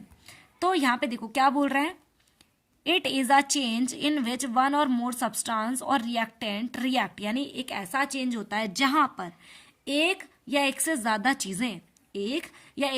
चीजें या फिर रिएक्टेंट रिएक्ट करते हैं और क्या करते हैं to form a new substance बनाते हैं which different property various type of chemical reaction follow. यहाँ पे अलग अलग क्या करती है? प्रॉपर्टीज होती है। तो पहली रिएक्शन को समझो, क्या कह रहा है? Combination reaction. क्या है कॉम्बिनेशन रिएक्शन? कॉम्बिनेशन वर्ड से आपको क्या याद आ रहा है भाई? कॉम्बिनेशन वर्ड में आपको एक वर्ड सुनाई दे रहा है जिसका नाम है कंबाइन। क्या सुनाई दे रहा है? कंबाइन। तो सिंपली याद रख लो, जब 2 या 2 से ज्यादा चीजें कंबाइन होती हैं और एक नई चीज बनाती हैं उसे हम कहते हैं कॉम्बिनेशन रिएक्शन। बिल्कुल ठीक है। चलो पढ़ते हैं यहाँ पर क्या बोल रहे हैं। 2 और more material combine to form 1 material, ठीक है। जैसे कि यहाँ पर इन्होंने क्यूक्लाइम यानी CaO क्या होता है? क्यूक्लाइम होता है। CaO को वाटर से रिएक्ट करा तो उसने बनाया कैल्शियम हाइड्रोक्साइड। अब देखो मोस्ट इंपॉर्टेंट चीज वो क्या है, कई बार आपसे क्यूक्लाइम का फॉर्मूला पूछ लिया जाता है। क्यूक्लाइम का फॉर्मूला होता है कैल्शियम ऑक्साइड यानी CaO, और स्लैक्ड लाइम का फॉर्मूला क्या होता है? CaOH का होल ट्वाइस यानी कैल्शियम हाइड्रोक्साइड। वहीं अगर मैं आपको बता दूं एक वो लाइम स्टोन, क्या है? लाइम स्टोन का जो फॉर्मूला होता है वो आपका क्या है? CaCO3। कॉमन नेम है कैल्शियम कार्बोनेट। क्या है इसका नाम? कैल्शियम कार्बोनेट इसका मतलब जो नेम है वो है। और कॉमन नेम की बात करूं लाइम स्टोन, कई बार पूछ लेते हैं लाइम स्टोन का फॉर्मूला या इसका कॉमन नेम क्या है, तो वो है लाइम स्टोन, ठीक है।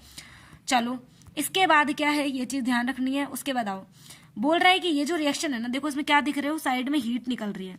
हीट का मतलब ये एक एक्सोथर्मिक रिएक्शन है। एक्सो और एंडो, 2 वर्ड याद रखने हैं आपको। क्या याद रखने हैं? एक्सो और एंडो। एक्सोथर्मिक और दूसरा क्या है, एंडोथर्मिक। एंडोथर्मिक, ठीक है। अब इसमें क्या फर्क है, देखो एक्सो वर्ड से याद रख लो एग्जिट। एक्सो वर्ड से क्या याद रखना है आपको, एग्जिट। एग्जिट का मतलब क्या होता है, बाहर निकलना, ठीक है। अब ये जो थर्म है, थर्म का मतलब क्या होता है, हीट होता है, ठीक है। एग्जिट का क्या, बाहर निकलना। अब ऐसी रिएक्शन जिसमें हीट एग्जिट हो रही है, बाहर निकल रही है, उसे कहेंगे एक्सोथर्मिक रिएक्शन। एंडो जस्ट उसका अपोजिट, यानी हीट एब्जॉर्ब हो रही होगी, थर्मिक मतलब हीट, और इसमें क्या एब्जॉर्ब हो रही है, ठीक है। यानी जिस रिएक्शन में एरो के इस साइड कोई चीज निकले मतलब वो बाहर निकल रही है, अगर इधर कोई चीज लिखी है और अगर एरो के ऊपर कोई चीज मतलब उसकी प्रेजेंस में रिएक्शन हो रही है, तो ये कौन सी रिएक्शन है, ये है आपकी एक्सोथर्मिक रिएक्शन। चलो देखते हैं आगे क्या है। This reaction are exothermic in nature, ये रिएक्शन एक्सोथर्मिक नेचर की होती है। Cellular respiration is also exothermic. कई बार आपसे पूछ लिया जाता है कि जो हम सांस लेते हैं ना, रेस्पिरेशन का प्रोसेस, वो भी कौन सा प्रोसेस होता है, एक्सोथर्मिक। कैसे, देखो यहाँ पर जो हमारा ग्लूकोज होता है, यानी C6H12O6, ये जो ग्लूकोज है, क्या है ये, ग्लूकोज।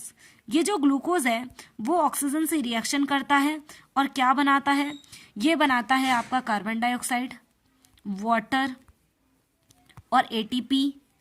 एटीपी की फुल फॉर्म होती है एडेनोसाइन ट्राइफॉस्फेट, और क्या होता है, एनर्जी। और इसी एनर्जी को कई बारी हम क्या लिख देते हैं, हीट लिख देते हैं, यानी इसमें हीट क्या रिलीज होती है। अगर आपसे पूछे रेस्पिरेशन को एक्सोथर्मिक रिएक्शन क्यों कहते हैं, तो आप बोलोगे क्योंकि एक्सोथर्मिक रिएक्शन में हीट क्या रिलीज होती है, जब ग्लूकोज का ऑक्सीजन की प्रेजेंस में ब्रेक डाउन होता है, टूटता है, तो उस टाइम पे क्या होता है, हीट रिलीज होती है, इसलिए उसको कहते हैं एक्सोथर्मिक रिएक्शन। डन है। आगे आगे क्या बोल रहे, देखो यहाँ पे बता ही रखा है क्या, कि in which glucose burn in air form carbon dioxide, water and energy, ठीक है। अगला है डीकम्पोजिशन। अच्छा क्लास, अब यहाँ पे ये ध्यान रखो, डीकम्पोजिशन कॉम्बिनेशन रिएक्शन की जस्ट अपोजिट रिएक्शन है। इसको कई बारी हम एक दूसरे नाम से भी जानते हैं, जिसका नाम क्या है, जिसका नाम है डी कॉम्बिनेशन रिएक्शन, या फिर डिसोसिएशन रिएक्शन, या फिर डीकम्पोजिशन रिएक्शन। यानी इस रिएक्शन में एक हैवी मटेरियल या हैवी सब्सटेंस ब्रेक हो जाता है दो या दो से ज्यादा मटेरियल में, ठीक है। आओ, one material break down to form two or more material are called decomposition reaction. For example slaked lime, वही स्लैग्ड लाइम CaOH का होल ट्वाइस, अगर उसको हम हीट करते हैं तो क्या होता है, ये Ca और वाटर बनता है। अब CaO क्या है यहाँ पर, ये था आपका क्विकलाइम, क्या है यहाँ पर, क्विकलाइम है ये, ठीक है। अब देख रहे हैं आप यहाँ पर हीट है, अब इसका मतलब ये कौन सी रिएक्शन है, इसमें हीट एब्जॉर्ब हो रही है, यानी हीट के प्रेजेंस में रिएक्शन हो रही है, तो ये कौन सी रिएक्शन है, ये एंडोथर्मिक रिएक्शन है, ठीक है। चलो ये सारी चीजें आपको करने की जरूरत नहीं है। अगला जो डिस्प्लेसमेंट, प्लेस का मतलब आप क्या समझते हैं, जगह से समझते हैं। डिस का मतलब है एक्सचेंज समझते हैं, ठीक है। ऐसी रिएक्शन जिसमें कोई पार्टिकल्स अपनी जगह को क्या कर दें, एक्सचेंज कर दें। और कौन करेगा, मोर रिएक्टिव। जो ज्यादा रिएक्टिव होगा वो कम रिएक्टिव वाले से अपने सेट को बदल लेगा और उसे क्या कहेंगे, हम मोर रिएक्टिव एलिमेंट कहेंगे, ठीक है। यानी कि more reactive metal displace less reactive element are और फॉर्म सॉल्ट। देखो बनाएंगे सॉल्ट, मोर रिएक्टिव एलिमेंट जो होता है वो बदल लेता है अपने सेट को किसके साथ, लेस रिएक्टिव एलिमेंट के साथ, और बनाएगा सॉल्ट। उस रिएक्शन कहते हैं डिस्प्लेसमेंट रिएक्शन।